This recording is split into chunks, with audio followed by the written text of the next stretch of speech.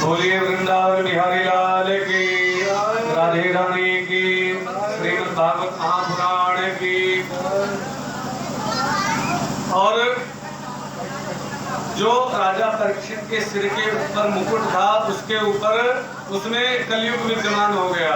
अब मन में आती है शंका, ही राजा परीक्षित के मुकुट चोरी के बेईमानी के हुए, क्योंकि राजा परीक्षित का मुकुट जानते हैं कहां से आया था? कंस का जो ससुर था उसका नाम था जरासंध, और जरासंध को मार करके मुकुट लेकर के आए थे। पहले के समय में ये नियम था, जिस राजा को मारते थे उसका मुकुट लेकर के चले आते थे। ब्राह्मण का रूप बनाया पांचों पांडवों ने और चले गए जरासंध के यहाँ। जरासंध के यहाँ रहने लगे। जरासंध बड़ा प्रसन्न हुआ ब्राह्मणों को देख करके और कहा, महाराज क्या सेवा करूं? कहा, आप जो है आपके यहाँ हम कुछ दिन रहना चाहते। कहा ठीक है, बिल्कुल रहिए, आपकी मैं सेवा करूंगा। अब एक दिन कहा, क्या चाहिए आपको बताइए? कहा, भीम ने कहा, मुझे मल्ल युद्ध करना है, युद्ध करना है, आपसे लड़ना चाहता हूँ, कुश्ती। हाँ ठीक है।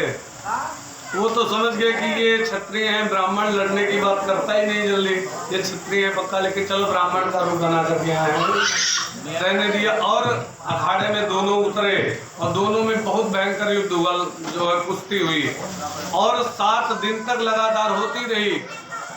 और डेली रात में विराम हो, फिर सुबह शुरू। और भीम का अंग अंग टूटने लगा, दर्द होने लगा। भगवान से कहा, हे प्रभु मुझे बचाइए, नहीं तो ये आज मुझे मार डालेगा, 7वें दिन का मुझे मार डालेगा ये। तो भगवान ने कहा ठीक है, युद्ध करने चलो। जब फिर कुश्ती होने लगी तो भगवान ने एक तिनका उठाया, इसीलिए कहते हैं करते हैं भगवान, लग रहा है हमें हम कर रहे हैं। भगवान ने एक तिनका उठाया इसे, और उठा करके उसको ऐसे जमीन पर पटका। उधर भीम ने जरासंध को उठा करके पटक दिया। फिर तिनका उठाया, उठा करके उसका जो है उसको ऐसे फाड़ दिया। और भीम ने जरासंध का एक पैर इधर से पकड़ा, एक पैर उधर पकड़ा, बीच में पकड़ करके फाड़ करके फेंक दिया। जरासंध की मृत्यु हो गई। और उसका जो मुकुट था वो लेकर के आए। राजा परीक्षित छोटे थे उस समय, जन्म हुआ कि हुआ ही नहीं। हम राज कोष में रखा हुआ था मुकुट, देखा बढ़िया है, नया मुकुट है, चलो आज ये लगा करके चलते हैं शिकार खेलने के लिए। अब उनको तो मालूम नहीं था, उन्होंने मुकुट लगा लिया और चल दिए। और कलयुग को तो पता था कैसे आया है मुकुट, तो कलयुग उसमें विद्यमान हो गया। ये होनी है, नियति है, जो है उसमें आकर के बैठ गया कलयुग। और जो है ये पूरे जंगल में भटके, इनको प्यास लगी, समीक ऋषि के आश्रम में पहुंचे। समीक ऋषि ने कहा, है अब ये कलयुग की बोली है बाबा, आने दो, हमें प्यास बहुत लगी है। समीक ऋषि समाधि में बैठे हुए थे, इनको पानी नहीं मिला, इन्होंने पानी नहीं दिया तो उनको बड़ा क्रोध आया। जो है बाण से एक तक्षक पड़ा हुआ था मरा, उसे उठा करके गले में डाल दिया और स्वयं जल पिया। जल पीने के बाद चले गए। एक शिष्य ने देखा, वो जा करके उसके पुत्र को बताया, श्रृंगी ऋषि को। श्रृंगी ऋषि ने गंडकी नदी का जल लेकर के श्राप दे दिया, हे राजन। कहा, एक राजा ने सर्प डाल दिया आपके पिता के गले में। कहा, जिस राजा ने सर्प डाला है उसी को यही सर्प आगे चल के 7 दिन में उसे डसेगा, उसको मृत्यु होगी इसी सर्प के काटने से। अब समीक ऋषि की जब आंख खुली, उन्होंने पूरा देख ही लिया था, कहा बेटा तुमने बहुत गलत किया, ऐसे धर्मात्मा राजा को श्राप दे दिया। वो कारण दूसरा था, उन्होंने ऐसा डाला हमारे गले में सर्प, लेकिन श्राप नहीं देना चाहिए था। अब समीक ऋषि स्वयं गए राजा परीक्षित के यहाँ। अब राजा परीक्षित वहां मुकुट उतार करके रखा, अरे मुझसे तो अपराध हो गया, अब क्या करूं? उनको तब याद आया, क्योंकि कलयुग सिर से हटा, तब याद आया। तब समीक ऋषि पहुंचे जाकर के, ऐसा ऐसी बात है, आपको श्राप मिल चुका है, आज के 7वें दिन आपको तक्षक काटेगा, आपकी मृत्यु होगी। तो क्या करूं? अब आप अपने कल्याण का उपाय करिए, चाहे जिससे भी आपका जो है मृत्यु होने वाली है। इतना कह करके समीक ऋषि चले आए। अब राजा परीक्षित के पुत्र का नाम था जन्मेजय। इन्होंने, इनके पुत्र ने क्या किया जानते? इसके पुत्र को राज्य दे दिया राजा परीक्षित ने अपने पुत्र को। जबरदस्ती राजा बना करके वे चल दिए। अच्छा जैसा पता हो जाए कि 7 दिन के अंदर अंदर हमारी मृत्यु हो जाएगी तो तेका संसार के वस्तु सुहाई न सुहाएगा कि मर जाए कि मर जाए कि बैराग्य हो जाए। और हमारे लोगों के 7 दिन में मृत्यु हुई और हम ही लोग परीक्षित हुई। एक बात जान ली जाए, दूसरे के ज्यादा बात कहीं जाने वाला परीक्षित कहा जाता है कि दूसरे के जानकारी ली है आपन ने जानकारी ली वही परीक्षित कहा जाता। तो और 7 दिन में हमारे लोगों की मृत्यु हुई। अतवार से शनिचर तक 7 दिन तो हुआ था और 7 दिन के अलावा 8वां दिन तो कोई बनावा नहीं है, वही के अंदर सबके मृत्यु हुई। तो राजा परीक्षित की 7वें दिन मृत्यु का जैसे सुना तैसे राजा परीक्षित चल लिए बेटा को राज्य दे करके। अब जिससे जाए उसी से सवाल करे, प्रश्न करे, क्या काम मरणासन पुरुष को क्या करना चाहिए, मनुष्य मात्र को क्या करना चाहिए। कोई उत्तर न दे पाए, कोई महात्मा उसका उत्तर न दे पाए। क्यों? क्योंकि इसका उत्तर तो श्रीमद् भागवत महापुराण में है और तो कहीं है नहीं इसको उत्तर। तो कहा अभी ये घूमते घूमते एक जगह महात्मा लोगों का धूनी रम रहा था। कई महात्मा बैठे थे, व्यास जी, पराशर, सुखदेव स्वामी और व्यास जी, पराशर और दुर्वासा इत्यादि बड़े बड़े महर्षि बैठे हुए थे। अब ये कथा सुनने के लिए और सुखदेव स्वामी ने किस प्रकार कथा सुनी सीखी श्रीमद् भागवत की, ये ध्यान दीजिए। संक्षेप में व्यास जी ने अपने पुत्रों को भगवान जो है इसका श्लोक याद करा दिया भागवत का। उसके बाद ये लोग जहाँ सुखदेव स्वामी तपस्या कर रहे थे वहीं पर गायन करने लगे। सुखदेव स्वामी को बड़ा अच्छा लगा, दूसरे ने दूसरा गायन किया, कहा अरे भगवान भी सुंदर है, इसका कार्य भी सुंदर है, तो कहाँ है ये श्लोक? हमारे गुरु जी के पास। तो वो पुनः समाधि छोड़ करके गुरु जी अपने पिता के पास आए तो उन्होंने उनके पिता ने उनको भागवत का अध्ययन कराया। अब भागवत सुनने के लिए कोई होना तो चाहिए। अरे पंडित बहुत जानते हैं भागवत का है तो का जजमान सुनेंगे ना तो बेकार है ना। तो ऐसे ही वो भागवत तो उनको पता लग गया, जानकार हो गए, लेकिन सुनने वाला कोई होना चाहिए इच्छुक। तो उसको किसको सुनाई जाए भागवत? अब राजा परीक्षित अब ये जो है भागवत के श्रोता हैं विशेष। अब ये जो है वहां पहुंच गए और सब महात्माओं से पूछा। व्यास जी को पता है लेकिन व्यास जी कह रहे मैं नहीं बोलूंगा, भागवत के आचार्य मेरा बेटा है। तब तक भगवान की इच्छा से सुखदेव स्वामी वहां आ गए। सुखदेव स्वामी जैसे आए तैसे खड़े ही थे, तैसे प्रश्न पूछ लिए। जितने महात्मा थे सब खड़े हो गए सुखदेव स्वामी के स्वागत में। 16 साल की अवस्था खड़े हो गए सब लोग, बड़े बड़े ऋषि। तो कहा ये महान आत्मा है, ये कोई पहुंचे हुए संत लग रहे हैं, इन्हीं से प्रश्न किया जाए। उनसे जो है प्रश्न कर दिया। वहां पर पहुंचे, तत्र भवत भगवान व्यास पुत्रो यत्र इच्छीव कटायमानो अनपेक्षा लिंगो निजलाव दुष्टो वृत्तश्यवले दूत वेश अवधूत वेश में वहां पहुंच गए। तो कहा महाराज मरणासन पुरुष को करना क्या चाहिए, मनुष्य मात्र को क्या करना चाहिए? किसी ने कहा अरे अभी आए हैं सांस तो लेने दो। कहा ये ज्यादा देर एक जगह रुकते हैं मुझे पता है। सुखदेव स्वामी 5 घर से भिक्षा मांगते थे और 5 घर में जब तक गाय दुही जाती थी तब तक खड़े रहते। एक बार कहते थे भिक्षाम देही, गाय दुहने में जितना समय लगता उतनी देर खड़े रहते थे। कोई भिक्षा दे दे तो ले ले और नहीं दे तो चले जाते थे। कहा इतनी देर रुकेंगे तो इसीलिए इनसे प्रश्न करना जरूरी है और प्रश्न कर दिया तो इनको उत्तर देना पड़ेगा।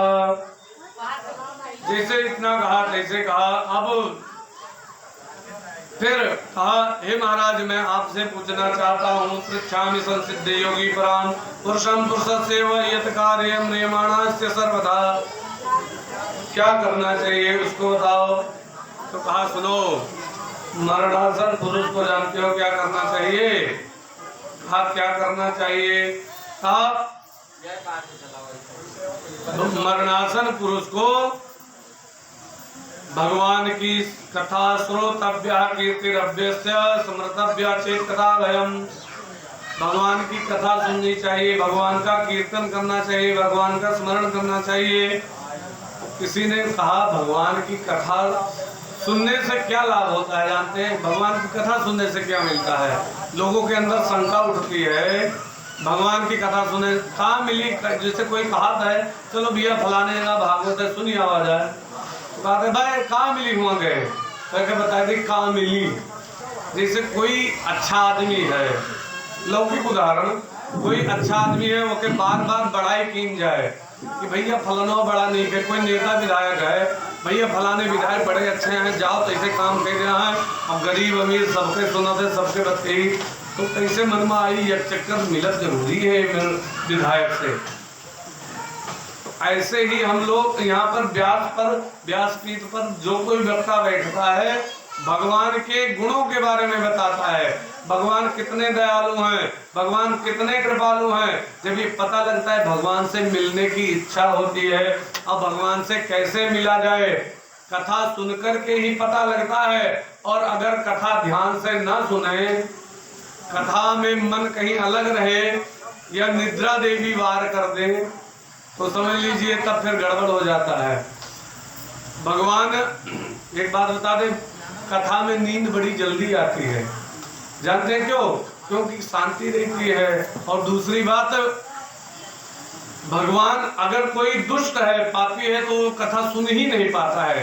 किसी ने कहा ये कैसे हो सकता है, कहा इसके लिए हनुमान जी उदाहरण है। गोस्वामी बाबा से एक बार गोस्वामी बाबा ने हनुमान जी से कहा ये बताओ, जो कोई कथा सुनने वाला व्यक्ति ना हो, पापी हो, दुष्ट हो, वो कथा में जाना चाहे तो, कहा उसको मैं रोक दूंगा। कहा क्या करोगे? कहा गृह कार्य नाना जंजाला, घर के काम में फंसा दूंगा, ये करना है वो करना है, नहीं जा पाएगा। तो कहा जो कोशिश करे तो कहा उसको जाना इतना हो जाएगा जैसे पहाड़ पर चढ़ना हो, ते अति दुर्गम शैल विशाला, तो वो नहीं आ पाएगा। कहा जो अगर फिर चला भी जाए तो, कहा जो कर कष्ट जाए पुनि कोई, जो कोई कष्ट करके वहां चला जाए तो कहा जाता ही नींद जुड़ाई होई, उसको नींद आ जाएगी। जैसे कथा में बैठेगा जैसे नींद आ जाएगी। इसीलिए नियम है कि कथा में बैठे पर जो है अड़ोस पड़ोस का ध्यान रखे। अच्छा बगले जो कोई सोवे लागे तो तोहरो नींद आई पक्का है, जैसे आँख लागे तनिको समझ जाओ कि कोई सोवत है, पक्का है 100%। एक बार हम लोग बिहार से कथा करके वापस आवत रहे, तो रास्ता में हमारे साथ झांकी वाला एक लड़का रहा, झांकी लेके चला जाता रहा। तो रास्ता में ट्रेन पर बैठा रहे, ऊपर वाली सीट मिली रहा, तो दोनों जन के नींद आओ बड़ी तक, तो ये काहे नींद आवत थी, तो कहीं गुरु जी नींद बहुत आवत थी, सोचने से नहीं तो सामान उमान कौन उठाए देता। हम कहा भैया देखो अगले बगले कोई सोवत जरूर हुई पक्का है। पीछे देखा था एक बिटिया चुपे हुए ठारे सोवत। तो जो अगर कोई पड़ोसी आपके सो रहा है आपके बगल में, तो आपको नींद आना पक्का है 100%। और कथा में नींद आना बड़ा खतरनाक होता है, जान लीजिए। अगर कथा में नींद आ गई तो एक व्यक्ति था, वो जो है कपड़े का व्यापारी था, कपड़ा बेचता था। अब कथा में गया, कथा सुनने के लिए गया और वहां पर बैठा, और बैठते ही उसको जो है थोड़ी देर बाद नींद आ गई। और नींद आ गई तब स्वप्न देखने लगा, बैठे बैठे नींद भी आ गई, स्वप्न में भी चला गया। और स्वप्न देखते हुए वो दुकान में अपने पहुंच गया। अच्छा एक बात होता है, जो दिन में कार्य किन जाते सपन में वहां आई पक्का है। वो दिन भर कपड़ा बेचा था, स्वप्न में भी कपड़ा बेचने लगा। देखा एक ग्राहक आया है, ग्राहक, और उसने कहा मुझे कपड़ा दे दो। क्या भाव लगाए हो? कहा 5 रुपए मीटर है। कहा महंगा है, हमें 4 रुपए में दो। कहा नहीं नहीं 5 में देंगे, 4 में नहीं दे पाएंगे। अभी सपन के बाद कहा नहीं, कहा नहीं फिर मैं नहीं लूंगा अलग दुकान से। तो दुकानदार घुराओ ने, अच्छा जाओ ले लो। तो कहा अच्छा जाओ। जैसे आए, जैसे बुलाया, अब इधर कपड़ा पकड़ के तुरंत फाड़ दिया स्वप्न में। तो स्वप्न में फाड़ा, सामने एक व्यक्ति बैठा था, उसका कुर्ता पकड़ करके फाड़ दिया। और कहा अरे ये क्या कर रहे हो?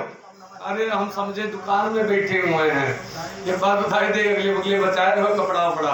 तो नींद में ऐसा हाल होता है, नींद में होश नहीं रहता है। और कथा में ऐसे ऐसे शब्द मिलते हैं जो जीवन में धारण कर लिया जाए तो कल्याण हो जाता है। अगर जीवन में धारण नहीं किया तो उसका जो है अगर झूठे शब्द मिल जाए तब भी कल्याण हो जाता है। और अगर उसको एक सेठ था बढ़िया जो है पैसे वाला व्यक्ति और गया कथा सुनने के लिए। अब वो जैसे पहुंचा तो सब लोग बड़ा मान सम्मान करते थे। अब जैसे सेठ जी आए, आ दे महाराज आइए बैठिए। जैसे अब वक्त वो जो है कथा कहने वाले व्यास बैठे नहीं थे, वो बैठ गए। अब जैसे सुना आइए बैठिए, बैठा दिया और बैठे, कथा हुई शुरू। तैसे उनको आ गई नींद और पत्नी ने बड़ा जबरदस्ती किया था, तब सेठ गया था कथा सुनने के लिए। जब पत्नी ने खूब कहा जाओ कथा सुनने के लिए जाओ, तब वो आए तो लोगों ने बड़ा हाव भाव करके बैठाया, आइए बैठिए, और बैठे और जो है कथा हुई। और कथा होने के पश्चात उठ करके चल दिए। अब कथा समाप्त हो गई, सेठ जी सो गए, सब लोग चले गए, व्यास ने कथा बंद कर दी। अब दरी जिसकी थी, दरी वाला बैठा था कि ये सेठ जी कब उठे तब मैं दरी उठाऊं। सेठ जी जब उठे तो कहा से उसने हाथ जोड़ करके जाइए। अब वो चला गया घर पर। अब पत्नी ने कहा क्या सुना कथा में? कहा ज्यादा तो नहीं कुछ याद है, लेकिन 3 शब्द मैंने सुने। कहा क्या? कहा आइए बैठिए जाइए, ये 3 शब्द मैंने सुने हैं। अभी एक व्यास जी भी नहीं बोली ना, जो कथा पर बैठा था क्यों नहीं बोली। अब कहा आइए बैठिए जाइए, 3 शब्द मैंने सुने। तो पत्नी ने कहा चलो कम से कम गए तो कथा में अभिमानी व्यक्ति एक कथा में गया तो भला। तो कहा ठीक है, तुम्हें मंत्र मिल गया, अब इसको जो है जपिए। कहा ठीक है, अब हम इसे जपेंगे। अब वो जो है बिछाया भोजन इत्यादि किया, अब नींद ना आए उसे, कथा में सोकर के आया था। अब घर में गया तो नींद ना आए उसे। अब वो बैठ करके यही जपने लगा, आइए बैठिए जाइए। लाइट वाइट बंद हो गई। अब वो बैठ करके यही जप रहे, आइए बैठिए जाइए। अब भगवान की इच्छा से एक चोर उनके यहाँ आया। चोर चोरी करने के लिए खिड़की से जैसे कूदा। अब ये बैठे जप रहे थे, आइए। चोर ने सोचा देख लिया लग रहा मुझे। अब चोर कहने लगा, चोर सोचने लगा भाग लूं यहाँ से, तब तक इनका दूसरा शब्द निकला, बैठिए। आप पक्का है पहचान लिया, अब ये सेठ है, मुझे जो कल पुलिस से पकड़वा देगा, मैं मारा जाऊंगा। अब वो जो अलग से लूट करके लाया था सेठ, वो सब ला करके सोना चांदी, उस चोर वो सब ला करके सोना चांदी सेठ के आगे रख दिया। कहा लीजिए मुझे छोड़ दीजिए। अब सेठ बड़े प्रसन्न, कहा देखो मंत्र आधे सिद्ध हो गया, आधे सिद्ध हो गया। देखो थोड़ी देर जपे हैं, अब भगवान ने इतना धन दे दिया। अब वो कहे, चोर कहे हे महाराज हमें जाने दो। कहा अब फिर जैसे कहा जाइए तो कहा महाराज हे पुलिस से ना पकड़वा वजह, वही हर रट रहा, आइए बैठिए जाइए। अब वो जो है चोर जैसे जाने लगा ऐसे जो है फिर कहा बैठिए। अब वो बैठा रहा तब तक जो है, तो फिर कहा जाइए। धीरे से चोर भागा और भाग करके तो पत्नी को बुलाया, कहा देखा आज मेरा मंत्र सिद्ध हो गया। बताओ एक ही दिन में मैंने आइए बैठिए जाइए इसको जपा, इतना धन आया, इतना जो है प्रभावशाली मंत्र था। तो कहने का तात्पर्य है झूठे शब्दों को कथा से लेकर के आया था वो से, और उसका कल्याण हो गया, उसको संसारिक वस्तु मिल गई। और जो सच्चे शब्दों से मिल जाए तो काम क्रोध रूपी चोर तो भाग जाते हैं और भगवान नाम रूपी धन मिल जाता है। इसीलिए भगवान की कथा श्रवण करनी चाहिए। अब कहा यहाँ राजा परीक्षित से सुखदेव स्वामी कह रहे हैं भगवान की कथा श्रोतव्य, कथा सुनना चाहिए, भगवान का कीर्तन करना चाहिए, भगवान का स्मरण करना चाहिए। ये सब करने से जो है अभय पद प्राप्त हो जाता है, और अभय पद प्राप्त होने से उसका कल्याण हो जाता है। बोले वृंदावन बिहारी लाल की, बोले राधे राधे की, बोले श्रीमद् भागवत महापुराण की। दूसरा प्रश्न था मनुष्य मात्र को क्या करना चाहिए। कहा जिता सनो जिता श्वासो जिता संघो जितेन्द्रिया स्थूल भगवतो रूपः मनः सौंदर्योर्धियः। कहा पहले आसन जीतना चाहिए। आसन का मतलब समझे हैं, जैसे बैठे वैसे ही बैठे रहें, पुचुक पुचुक ना हो, जैसे बैठ गए पलथी मार करके या जैसे भी आसन जीतना चाहिए। उसके बाद श्वास को जीतना चाहिए, उसके बाद संग को जीतना चाहिए। उसके बाद संग, अगर अच्छे लोगों का संग है तो अच्छा प्रभाव पड़ता है, और बुरे लोगों का संग है तो उसका बुरा प्रभाव पड़ता है। इसीलिए संग को जीतना चाहिए। स्थूल भगवतो रूपा मना सौंदर्योदयः जितेंद्रिय, अर्थात इंद्रियों को जीतना चाहिए। इंद्रियां जानते हैं कौन कौन सी हैं? ध्यान दीजिए, ये सब जानना आवश्यक है, क्योंकि हमारे सनातन धर्म में अब कोई किसी से पूछा जाए कि इंद्रियां कितनी हैं, तो जो पढ़े लिखे जो कथा सुनते हैं ध्यान से, उनको तो पता है इंद्रियां कितनी हैं, और जिनको नहीं पता है, जो कथा सुनते हैं उनको मालूम है नहीं इंद्रियां कितनी हैं। इंद्रियां जानते हो 10 इंद्रियां हैं, आँख, कान, नाक और जिह्वा और चमड़ी, ये 5 ज्ञान इंद्रियां हैं। इनसे हमें ज्ञान होता है। जैसे आंखें से देखा था पंडित लाल लाल पहरिया है, आंखें से तो पता लगा, खाने से तो पता नहीं लगा। अब पंडित बड़बड़ करत हैं नहीं के वहाँ देखा, कैसे पता लगा? खाने से पता लगा। नासिका से कितनी बढ़िया धूप बत्ती के सुगंध आवा थी, नकुना से ज्ञान भा। हवा चलत थी कि नहीं चलत थी, अगर कैसे ज्ञान भा? चमड़ी से, अर्थात त्वचा से। तो ये ज्ञान इंद्रियां कही गई। और 5 कर्म इंद्रियां हैं, हाथ पैर, गिनिएगा, हाथ पैर और कंठ। कंठ गटई और कंठ और जीभ में अंतर है। हम लोग सोचित है कि हम लोग जीभी से बोली थे ना, जीभी से बोला जाता तो गटई बैठी जाती, तब तो जीभी यार आता है, लेकिन तब और ये नहीं करती।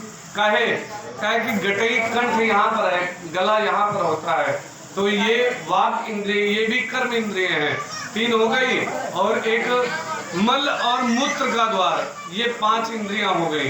ये 5 कर्म इंद्रियां हैं, जिससे हम कार्य करते हैं। हाथ से लेने देना का काम, जैसे कोई चीज उठानी हो तो हाथ से उठाएंगे, कहीं जाना हो तो पैर को ये तो नहीं कहना पड़ता है उठाओ चलो, नहीं ना, पैर अपने आप जैसे मन में आया कि जाना है तैसे उठ करके पैर चल देता है। और मलमूत्र का समय आया तो मलमूत्र त्याग करते हैं। और जिससे कोई बात करनी है, क्या बोले कैसा बोले, तो वो वाक इंद्रिय के द्वारा होता है। ये 10 इंद्रियां शरीर में है मनुष्य के, और इन 10 इंद्रियों को जीतना चाहिए मनुष्य को। और स्थूल रूप में जो भगवान है उसमें मन लगाना चाहिए। का स्थूल रूप में कौन से भगवान है? का वैसे तो पूरा संसार भगवान का ही रूप है। कहा कैसे माने? कहा भगवान का ये पूरा संसार जितना भी दिखाई देता है और जो नहीं दिखाई दे रहा वो भी भगवान का रूप है। कहा कैसे? कहा सत्यलोक में भगवान का सिर है, और पाताल लोक में भगवान का पैर है। कितने लोक होते हैं जानते हैं? 14 लोक है, 14 भुवन है, 3 लोक हैं। तो 14 भुवन कौन कौन से जानते हैं? भू भुव स्वः महाजना तपः, ये तो हुए। और उसके बाद मृत्यु लोग, अतल वितल सुतल महातल रसातल पाताल, ये हुए। 7 ऊपर 7 नीचे, ये कुल मिलाकर के 14 हुए। 14 भुवन में भगवान का सत्यलोक में सिर है, पाताल में पैर है, और बीच में उनका जो है पेट जो है नाभि, पेट उनका पृथ्वी है। और सूर्य और चंद्रमा इनकी आंखें हैं भगवान की। भगवान की आंखें सूर्य और चंद्रमा हैं। जो हम लोग सोचे कि हम पाप करें तो कोई देखत हो रहा है, देव हमें देखत हो रहा तो वो आंख से देख रहा है। एक संत ने लिखा है कि नेक कमाई कर ले बंदे, कर्म न कर तू काला। आंख आंख से देख रहा है तुझे देखने वाला, पुण्य की नैया पार लगाए पाप की नाव डुबाता। मेरे मालिक के दरबार में है सबका जीवन खाता, मेरे मालिक के दरबार में। तो भगवान सबको देख रहा है, चाहे रात में हो चाहे दिन में हो। वो देख रहा है, लेकिन हमें लग रहा है वो नहीं देख रहा है। अरे वो बाहर जाने दो, हमारे अंदर बैठ करके देख रहा है। आंखें से कहीं तो हम लोग देखा जाता है, लेकिन कभी विचार करो आंख कैसे देखा थी, आंखी के पीछे से क्या देखा था? कबो मन में आंखी के पीछे से क्या देखा था? तो आंखी से हम देखे थे, आंख के पीछे से कौन देख रहा है? वो परमात्मा की सत्ता है। लेकिन हाँ, हम लोग समझते हैं हम ये 5 तत्व का शरीर है, लेकिन हम 5 तत्व के शरीर से अलग आत्म तत्व के रूप में, लेकिन इन दोनों को एक में मिला लिया। जैसे दाल अलग हुए, भात अलग हुए, और दोनों में एक के मिला दी जाए तो का आसानी का ना। तो ऐसे ही उस आत्मा को और इस 5 तत्व को एक में हमने मिला करके सान के रखा हुआ है। तो हमें लग रहा है नहीं, हम जो है यही है। वो दिखाई नहीं देता, वो है लेकिन दिखाई नहीं देता है आत्मा। तो वो परमात्मा हमारे अंदर बैठ करके ही देख रहा है हमारे। और सूर्य और चंद्रमा, अच्छा सोचो, भगवान की सत्ता से ही देख पाते हैं। अगर जो भगवान ना चाहे तो देख नहीं पाते। चलो आज के समय में थोड़ी टेक्नोलॉजी आई गए, लाइट वाइट है, लेकिन दिन में अगर सूर्य उदय ना हुए तो पाकेंगे तो आंखें देखा करी न देखा करी ना। और सूर्य उदय हुए लेकिन ये न उदय हुए, ये बत्ती गुल हुए तब न दिखाई करी है। तो दोनों की आवश्यकता है, यहू की आवश्यकता है, वहू की आवश्यकता है। तो ये सब खेल परमात्मा का है, लेकिन नहीं, हमें लगा था नहीं हम खरीद है। ये जो है संसार का जितना भी खेल है, ये बाहर कोई का अधिकार नहीं है। कोई के मृत्यु नहीं रोक सकता है, कोई के जन्म नहीं रोक सकता है, कोई के हानि नहीं रोक सकते। हानि लाभ जीवन मरण जस अबजस विधि हाथ, इतना भगवान ने अपने हाथ में लिया हुआ है। वो जैसा चाहे वैसा करते हैं, तो भगवान ही करता है। तो भगवान के ये नेत्र है, सूर्य और चंद्रमा, ब्राह्मण और अग्नि, ये भगवान के मुख कहे गए हैं। यही से भागवत कथा हो या अखंड हो, कुछ हुए तो 12 रावण खवाया जाता है। काहे? ब्राह्मण इसलिए खवाया जाता है अग्नि में स्वाहा से, और ब्राह्मण जब खाए जाए तो स्वाहा आहा से, आहा पेट भरेगा। तो इससे भगवान बड़े प्रसन्न होते हैं, इसीलिए ये दोनों भगवान के मुख कहे जाते हैं। अग्नि जो है भगवान को वो भी मुख है और ब्राह्मण भी मुख है, और क्षत्रिय भगवान के हाथ हैं। और जितने वृक्ष संसार में लगे हुए हैं ये भगवान के रोए हैं, और जितने पहाड़ हैं ये सब भगवान की हड्डियां हैं। और पृथ्वी लोग उनका पेट है, और वैश्य जो है, वैश्य भी उनके पेट में आते हैं, वैश्य भी उनके पेट हैं। शूद्र को उनको बताया गया, वो जो शूद्र हैं उनके पैर हैं। अच्छा, ये काम है लोगों का थोड़े आज के समय में बांट दिन का है। क्यों? वास्तव में ब्राह्मण कौन है, क्षत्रिय कौन है? ध्यान दीजिए, ब्रह्म को जो जानने वाला है वही ब्राह्मण है। जन्मना जायते शूद्रो कर्मण्यो द्विज उच्यते, वेद पाठ भवेत विप्र ब्रह्म जानाति ब्राह्मणा।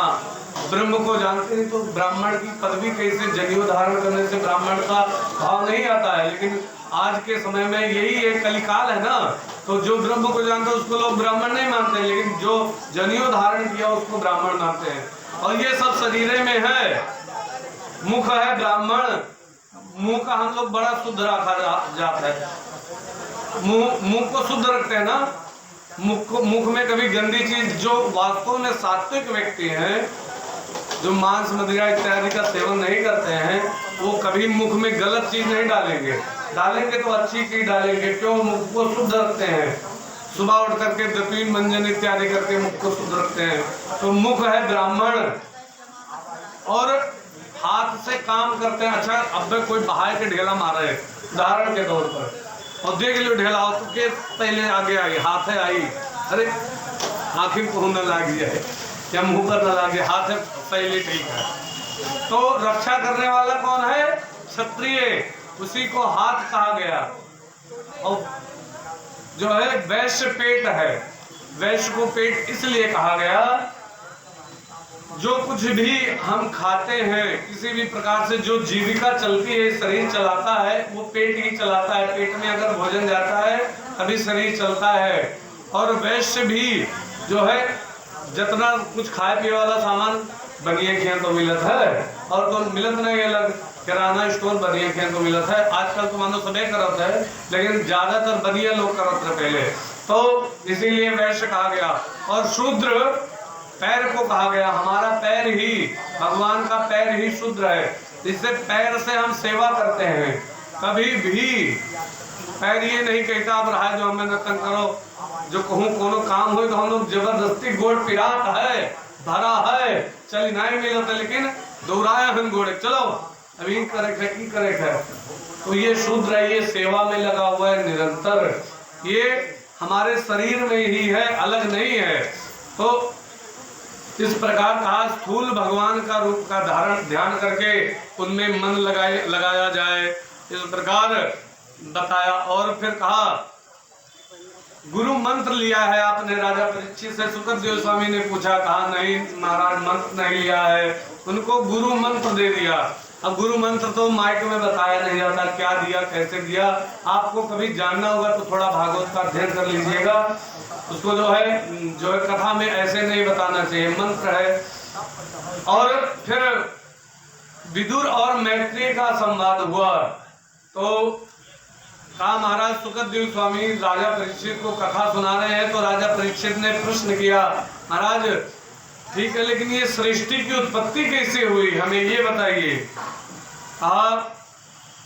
सृष्टि की उत्पत्ति ब्रह्मा भगवान नारायण के नाभि कमल से हुए ब्रह्मा जी, और ब्रह्मा जी से सनक सनंदन सनातन सनत कुमार, ये भी भगवान के अवतार माने जाते हैं। बोले सनकादिक महाराज की, भगवान इनकी उत्पत्ति हुई। और इन्होंने जैसे जो है जन्म लिया, कहा सृष्टि करो ब्रह्मा जी से। ब्रह्मा जी ने कहा सृष्टि करो, हमारा हम सृष्टि नहीं करेंगे, आप इसके लिए किसी और को देख लीजिए, हम इसमें लोगों को दुखी नहीं करना चाहते हैं। कहा ठीक है, बोलिए वृंदावन बिहारी लाल के। तब फिर सृष्टि के लिए ब्रह्मा जी ने, फिर सृष्टि के लिए भगवान वहीं पर ब्रह्मा जी के पास लिख करके आया कि तप तप तप अर्थात तप कर कीजिए।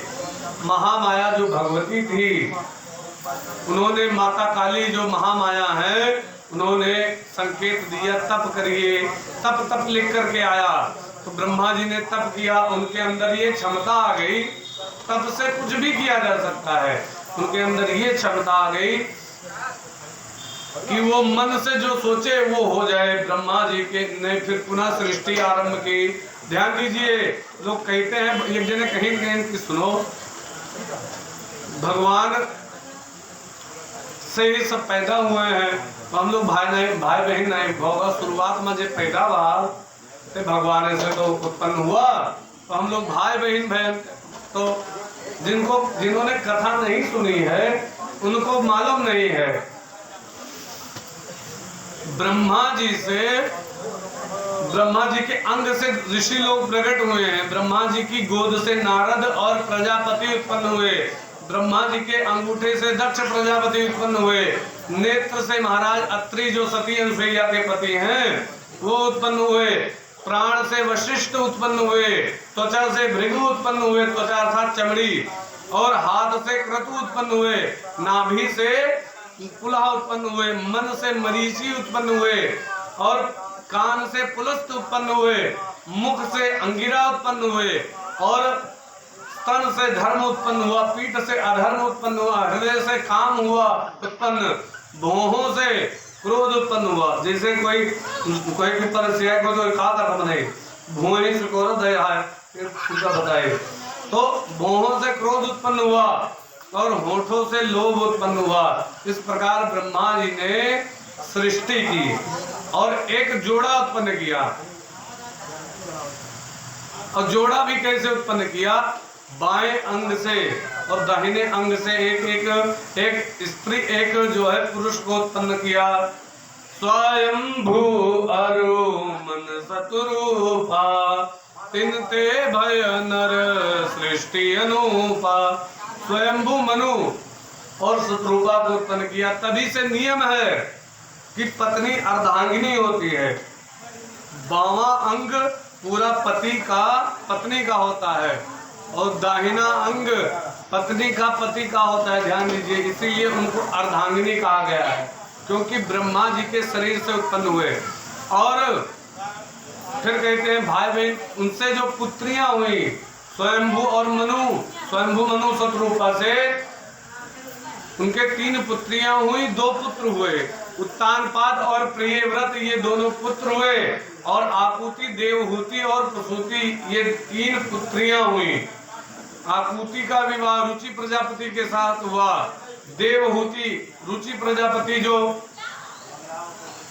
भगवान ब्रह्मा जी के जो है गोद से उत्पन्न हुए थे प्रजापति, उनसे विवाह हुआ। सोचिए अब कहां से भाई बहन वाला बात हुआ। उधर में ब्रह्मा जी से उत्पन्न हुए ऋषि, इसीलिए हम लोग कहते हैं हम लोग ऋषियों की संतान हैं।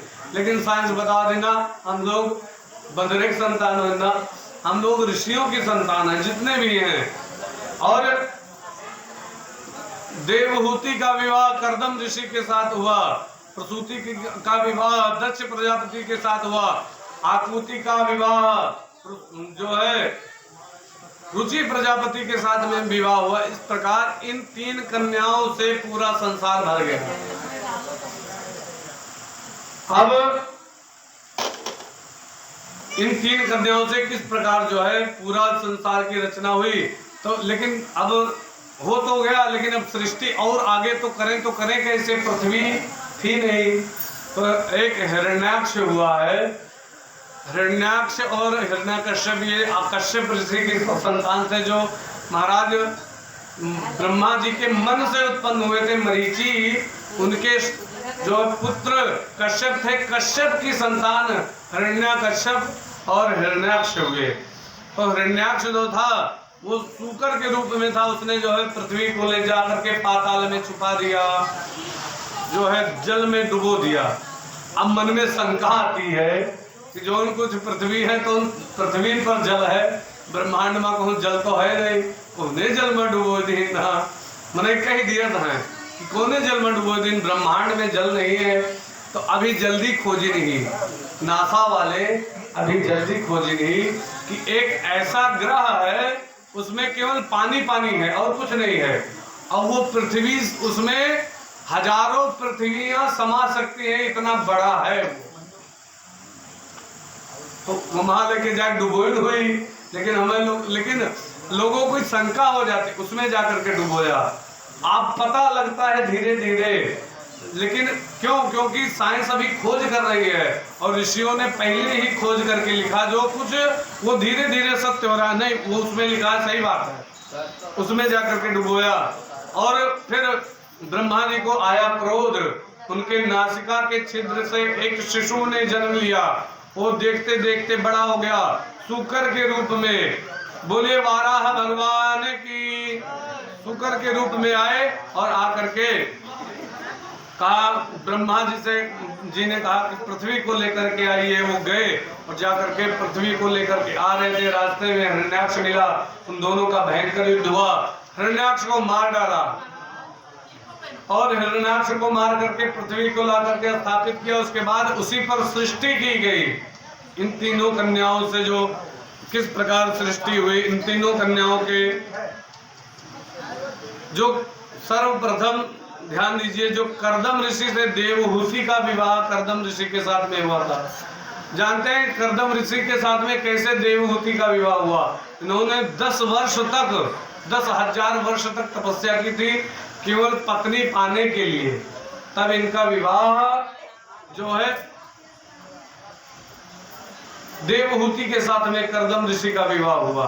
तो देखो, भगवान ने आशीर्वाद तो दिया ही, उसके साथ साथ भगवान ने कहा तुम्हारे पत्नी के गर्भ से मैं तुम्हारे पुत्र के रूप में मैं तुम्हारे यहाँ आऊंगा। तब भगवान कपिल के रूप में भगवान का प्रादुर्भाव हुआ। बोलिए कपिल भगवान की। ध्यान दीजिए, 24 अवतारों की कथा है, सब कथाएं कोशिश करेंगे छूते हुए चले। कपिल भगवान ने सांख्य शास्त्र का उपदेश दिया।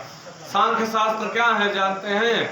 सांख्य शास्त्र जो हमारे और आपके जीवन में घटित हो रहा है उसी का पूरा वर्णन है सांख्य शास्त्र में। ध्यान दीजिए, तत्व ज्ञान दिया, कहा ये पूरा मनुष्य का किस प्रकार जन्म होता है, किस प्रकार मृत्यु होती है, पूरा जो है बता दिया।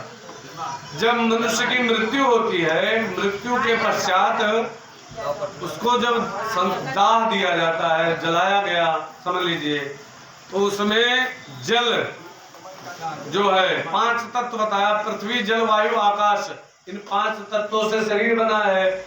जल भाप बन के उड़ गया, बादल में चला गया। हाँ? और जो हड्डियां हैं, मांस है, ये जो है राख बन गया, ये पृथ्वी में चला गया। और अग्नि कहते हैं शरीर में अग्नि कैसे है, हम कैसे मान ले कि अग्नि है, अग्नि में मिल गई। अच्छा विचार करो, ठंडी में याद करो, ठंडी में कौन हुआ रजाई के नीचे हीटर वाले राजा थे कि दंडात ही तब कसके दंडात है, वहां सांसें तो छोड़ो, मुंह बंद कर लियो, अब दंडा जा जाएगी।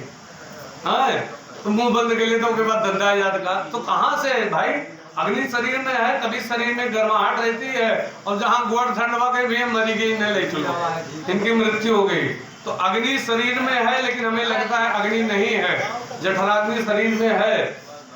और जैसे जैसे शरीर की अवस्था जो है वृद्ध होती जाती है, तैसे तैसे जो है शरीर में जठराग्नि कमजोर होती जाती है, भोजन जल्दी पचता नहीं है, ठंड ज्यादा लगती है।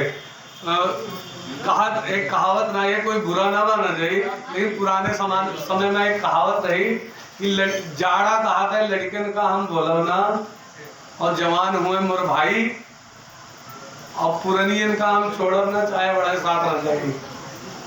तो क्यों? क्योंकि उनकी जठराग्नि धीरे धीरे कमजोर हो जाती है, अग्नि उनके शरीर में नहीं रहती है, इसीलिए उनको ज्यादा ठंड लगती है। और उस वो अग्नि ही शरीर के जो भोजन है उसको पचाती है। तो अग्नि में मिल जाती है, वायु जो है हवा में मिल गया, पृथ्वी और जल भाप बन करके उड़ गया, पांचों तत्व पांचों में लीन हो जाते हैं। और रक्त भी भाप बन के उड़ता है, और रक्त से ही शिशु का जन्म होता है। जानते हैं, रक्त से बनता है वीर, वीर से जो है माता के गर्भ में जाता है, उससे फिर शिशु का प्रादुर्भाव होता है। तो वो भी जो है भाप बन के उड़ गया। तब वो जब कुहिरा गिरता है ना गेहूं के समय में, तो वो कुहिरे के रूप में, बहुत सूक्ष्म कण के रूप में, अब कुहिरा दिखाई पड़ता है, एक कण दिखाई पड़ता है, कतना छोटा होता है ना, लेंस से देखा जाए तो चाहे दिखाई पड़े नहीं तो नहीं, वो गेहूं के ऊपर गिरता है। और जिसको जन्म लेना होता है, जो जिसको जन्म भगवान की कृपा नहीं है, जन्म नहीं लेना है, वह सड़कें गिर गए, खराब हो गए अलग जगह, लेकिन जिसको जन्म लेना वो गेहूं पर गिरता है। और गेहूं को काट करके लाया जाता है, पूरा जानते हैं, दाएं बाएं के पीस उसके बाद रोटी बनती है, रोटी को ग्रहण करता है मनुष्य, उससे जो है रक्त बनता है, और रक्त से वीर बनता है, विवाह होता है, तब पत्नी के गर्भ में वही वीर स्थापित होता है, वही जो है जाता है। और फिर माता के गर्भ में वो किस प्रकार रहता है कोई नहीं जानता, जिसने जन्म लिया वो भूल चुके, और जो मरे, जन्म का और मृत्यु का कष्ट किसी को मालूम नहीं है। जो जन्म लिया वो तो बता नहीं सकता, बोल नहीं पाता, जो मरे वो बताने नहीं आते हैं। लेकिन भयंकर कष्ट होता है जब माता के गर्भ में आता है, वो धीरे धीरे धीरे धीरे माता के गर्भ में बड़ा होता है, और उसको जो है 7 महीने में चेतना आती है उसके शरीर में, और उसमें परमात्मा प्रवेश करता है। उस बालक के शरीर में किस प्रकार प्रवेश करता है, हम लोगों का लागत है कि जो है, अच्छा जब लड़का जन्म लेता है कम से कम महीना खान तो लाग ही जाता है, मुड़े पहन पोपला रहा था ना, जो दवाई जो उठा देंगे तो अंदर घुसर जाएंगे, इसे तो रात है। बालक का जन्म ले होता है तब सिर पर पोपला रहता है, यहाँ बड़ा हल्का रहता है, तो उसको माताएं तेल लगा के धीरे धीरे होगा ओढ़ कर, तो माता उस द्वार से वो प्रवेश करता है परमात्मा, और परमात्मा जब प्रवेश किया और जितने शरीर पर इंद्रियां थी सब इंद्रियों पर देवता लोग आकर के बैठ गए, लेकिन शरीर चला नहीं। तब वो आंख पर आकर के सूर्य जो है सूर्य बैठ गए तो वो चला नहीं। मन पर आकर के चंद्रमा बैठे वो नहीं चला। कान पर दिशाएं आकर के दिशा के देवता बैठे वो भी नहीं चला। वो भी कार्य तो कर रहा है लेकिन हिला नहीं। और पैर पर वामन भगवान आए, हाथ पर इंद्र देवता आए, और इसी प्रकार प्रजापति गणेश जी गुदा द्वार पर प्रजापति जो है लिंग द्वार पर आकर के इस प्रकार बैठे पूरे शरीर में, लेकिन शरीर हिला नहीं। तब परमात्मा से निवेदन किया, प्रभु पूरा शरीर तो बन गया है लेकिन हिल नहीं रहा है। तब परमात्मा 7वें महीने में उस बालक के अंदर प्रवेश करता है, और जब परमात्मा प्रवेश करता है तो वो हिलने डुलने लगता है अंदर। और जब हिलता डुलता है तो कहते हैं देखो हिल रहा है, लात मार रहा है, देखो छू करके देखो। अब उसका जो है धीरे धीरे धीरे धीरे जब 9 महीने होते हैं तब प्रसव आता है। प्रसव का वेग, प्रसूति वायु एक होती है। प्रसूति वायु जैसे आती है, प्रसूति वायु उसको जबरदस्ती धकेल देती है, जबरदस्ती उसका जन्म होता है। अच्छा, जब जो माताएं जन्म देती हैं उसका कष्ट वही जानती है कितना कष्ट होता है। उसका जो है कोई बयान नहीं कर सकता, अनुभव होता है उनका खुद का कि हमने जन्म दिया था, इतना कष्ट हुआ था बालक को जन्म देने में। और प्रसूति वायु के वेग से वो पृथ्वी पर आता है बालक। अब ध्यान दीजिए, हमारी आपकी बात है, यही तत्व ज्ञान का उपदेश दे रहे हैं। और वो बालक जैसे आया उसको जैसे भूमि पर ढाबर पानी जिम जीव ही माया लपटारी, उसको जो है लपेट करके उड़ा करके लेते हैं। वो जैसे रोया, कैसे जो है सब बड़े खुश होते हैं, जो है बालक रोया है, थाली बजने लगती है, जो कुछ भी किया जाता है। कबीरदास जी कहते हैं कि कबीरा जब हम पैदा हुए तो जग हंसा हम रोए।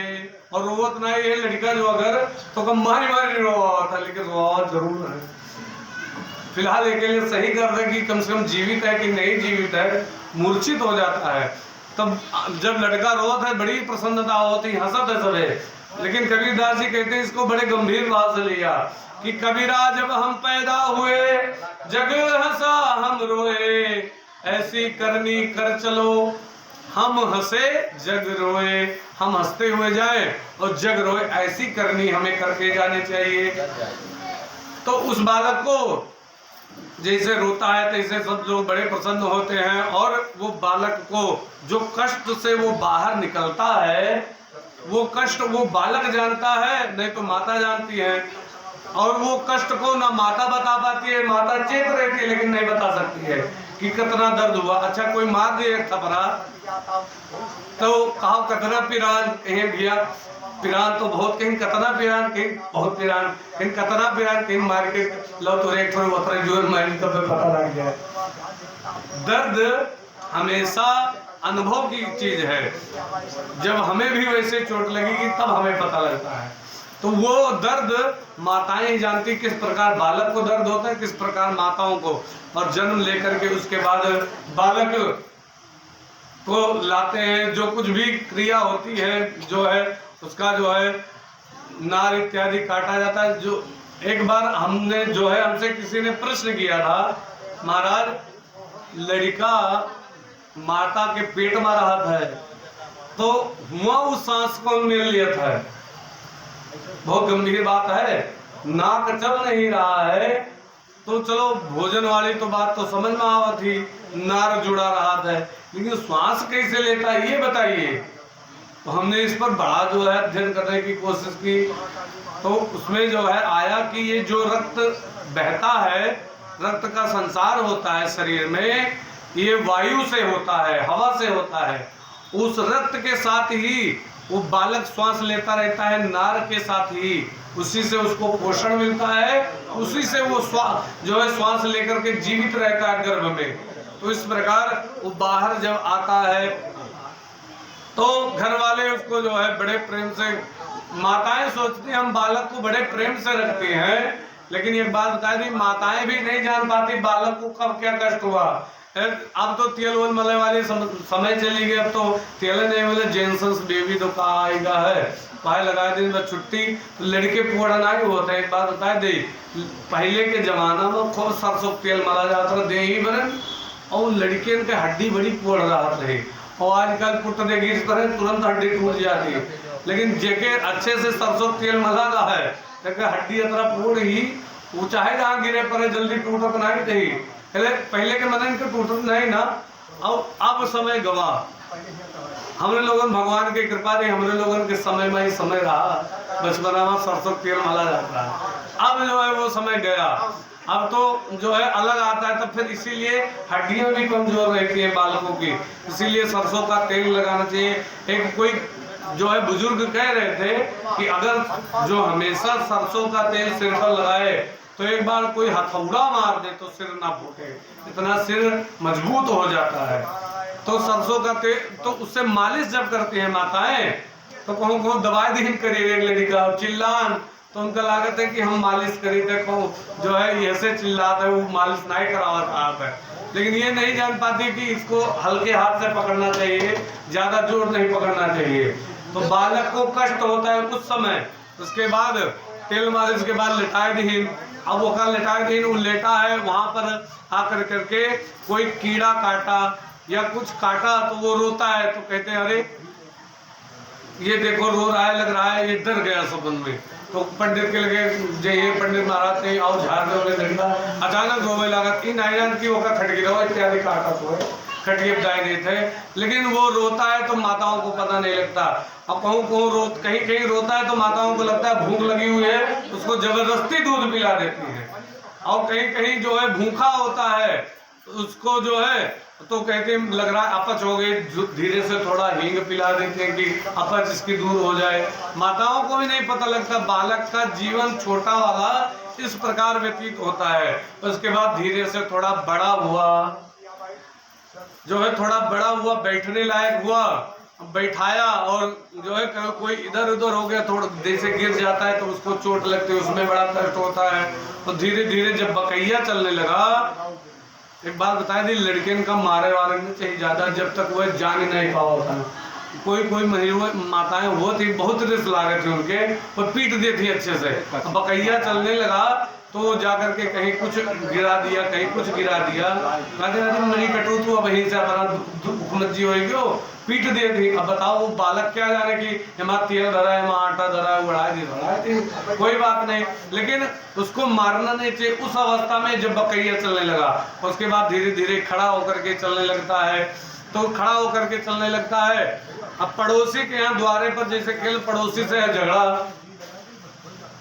अब पड़ोसी के द्वारे चला गया कहूँ खेलत खेलत, ऐसे बोले हमारे तुहार आवाजाही नहीं है तो तुहार लड़का का है और, लेकिन ऐसा नहीं करना चाहिए किसी को भी।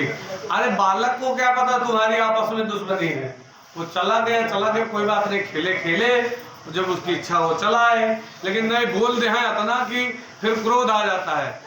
तो माताएं कोई कोई तो क्षमता होती, एक बात बताइए यहाँ का बहुत ध्यान से सुनना चाहिए माता, कोई कोई क्षमता होती कोई तो रोक ले गई, कोई कोई का लागत थी चटपट पीट दे हैं, अब उनका बेचारे कहाँ पता तो आज दुश्मनी ईर्खा पर संताप होगा तो नहीं पता।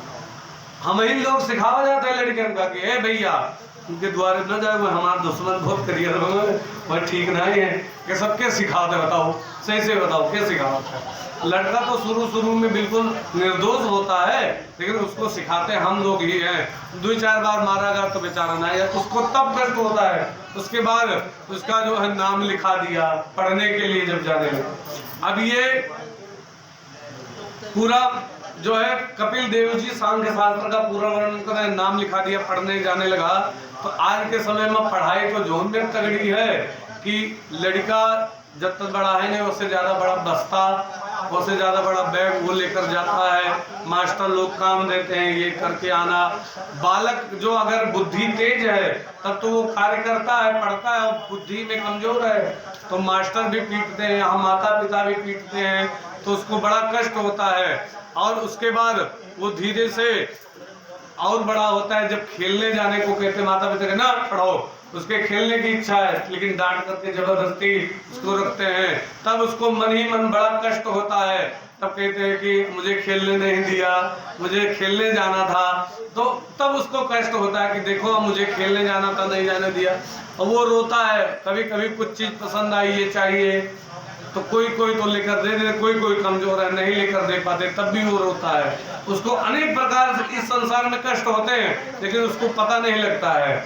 और धीरे धीरे और बड़ा हुआ, जो है 5-7 साल का हुआ, उसके बाद धीरे धीरे बताओ शुरू कर दिया, जितना माया है तब उसके ऊपर डायरेक्ट शुरू कर दिया, कहा भैया अपन खेत हुए उनके हुए, ये माया तो है, ये भी अपन हित हुए, ये हमारे दुश्मन हुए, ये अपन नात बात हुए, ये फलाने हुए, धमाके हुए, जो कुछ भी है बताना शुरू कर देते हैं। और फलाने के पहली की हो, फलाने न की हो, हमारे दुश्मन हुए, ये सब कौन सिखाता है? बताओ क्या सिखावत है? मातारी बाप तो मातारी बाप ही। अगर एक सुल्ताना डाकू रहा तो सुल्ताना डाकू का जब फांसी हुआ तो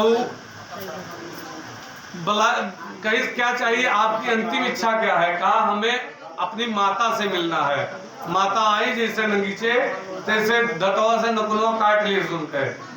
तो कहा ये क्यों किया? कहा ये लोगों ने कहा ऐसा क्यों किया? कहा ये इनकी गलती है। कहा क्या गलती है?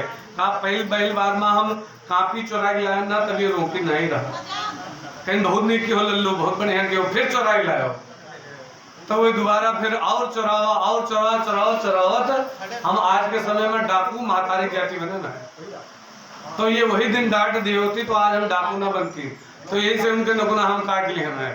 तो कहा कि तात्पर्य है लड़कों को अच्छी शिक्षा देनी चाहिए, अपने से बड़ों का मान सम्मान करना, अपने से बड़ों का आदर करना। चोरी करे तो तुरंत उसी समय जो है डांटना चाहिए, एक्शन लेना चाहिए कि दोबारा नहीं होना चाहिए है। किसी को मारे पीटे और कोई भी जो है दुष्टता करे उसके ऊपर तुरंत अंकुश लगाना चाहिए। अगर अंकुश नहीं लगाएंगे तो आगे चल करके वो बहुत बिगड़ सकता है, तब फिर सुल्ताना डाकू वाला भी हाल हो सकता है। इसीलिए अंकुश लगाना चाहिए। और बालक धीरे धीरे बड़ा होता है, अच्छे संस्कार दिए तो बढ़िया है, और माता पिता ने अच्छे संस्कार नहीं दिए तो वही बालक बिगड़ जाता है। उसके बाद जो है पढ़ाई पूरी हुई और पढ़ाई में 10वीं, आजकल तो ये हाल है 10वीं 12वीं में लड़के फेल हो गए तो माता बाप इतना ताना मार दिया था, वहाँ इतना पैसा लगा हुआ फेल हो गयो तो वो लड़के आता दुखी हो जाते हो, बेचारे सुसाइड कर लिया था। लेकिन ऐसा नहीं करना चाहिए। माता पिता को अपने बच्चों का सपोर्ट करना चाहिए, कहना चाहिए बच्चा कोनो बात नहीं फेल हो गयो फिर पढ़े हो, तो उनका मनोबल बढ़ता है, ठीक है कोई बात नहीं। लेकिन जहाँ डांटे हो ज्यादा बोला गए, समाज तो उनको बोल ही रहा है भैया फेल हो गए हो, लेकिन घर वाले भी बोलते हैं उसको बड़ा कष्ट होता है। तो कोई कोई तो सहन करने वाला होता है, सहन कर ले जाता है। अब कोई कोई होता है उसको दुख बढ़ इतना होता है फांसी लगा लेता है, जहर खा लेता है। तो इसके लिए माता पिता जिम्मेदार होते हैं। तो उसके बाद धीरे धीरे और बड़ा होता है, बालक का कर दिया विवाह। अब पत्नी महोदय आई, पत्नी जो अगर अच्छी है तो ठीक है, अनुकूल चल रही है। अनुकूल का मतलब समझते हैं जस है वैसे में गुजारा करे फिर पत्नी का। पति देवता बेचारे मजदूरी करते हैं, 300 रुपया डेली लाओ तो उनका चाहिए झुमका बड़का वाला, तो बेचारे क्या करें, कर्जे को लिया है, कर्जा लेके तब लेके दिए, उसके बाद जिंदगी भर कर्जा पाटे। तो जैसा अपना समय है माताओं को चाहिए जैसे पति चल रहे हैं वैसे ही उनके साथ में काटना चाहिए। अरे ना पहले तो कोनो जरूरी नहीं है गिलंट के पहले कहा था गिलंट दोस्तन हुआ है। अरे जो इतना नकली वाला हुआ था वो का पहले नकली पायल पहले कोनो मान, लेकिन जीविका चलानी है। लेकिन एक जान तो का कारण है एमा दिखावे ग्राहक है। अक्सर माताएं से मिलती कोई बुरा ना सही सही बात बताए, बताओ सही है कि नहीं। जो एक दूसरे से मिली है तो मुंह ना देखिए का लगाए कैसे, यहाँ गहने देखिए अरे ये कतना गरु पहन रहा है, कतना गरु पायल पहन रहा है, यही ध्यान जाता कि नहीं। गलत काम तो कहे यही ध्यान जाए और नहीं। तो जो समझदार है माताएं वो कहती चलो ठीक है, हमारे पति कम कमाते हैं, वही हम जीविका चलाई, हम न दिखाई। लेकिन जो समझदार नहीं है वो पति के ऊपर कहती हमें ये चाहिए वो चाहिए, वो बेचारा बालक पिस जाता है उसी में। दिन रात मेहनत करके कमा करके स्त्री की इच्छाओं को की पूर्ति करता है। बच्चे हुए, बच्चे को पढ़ाया लिखाया बड़ा किया और बच्चे का विवाह किया। अब यही में उम्र बीतत जाती और उसके बाद फिर पतुआ आएंगे, धीरे धीरे हो गए बुजुर्ग।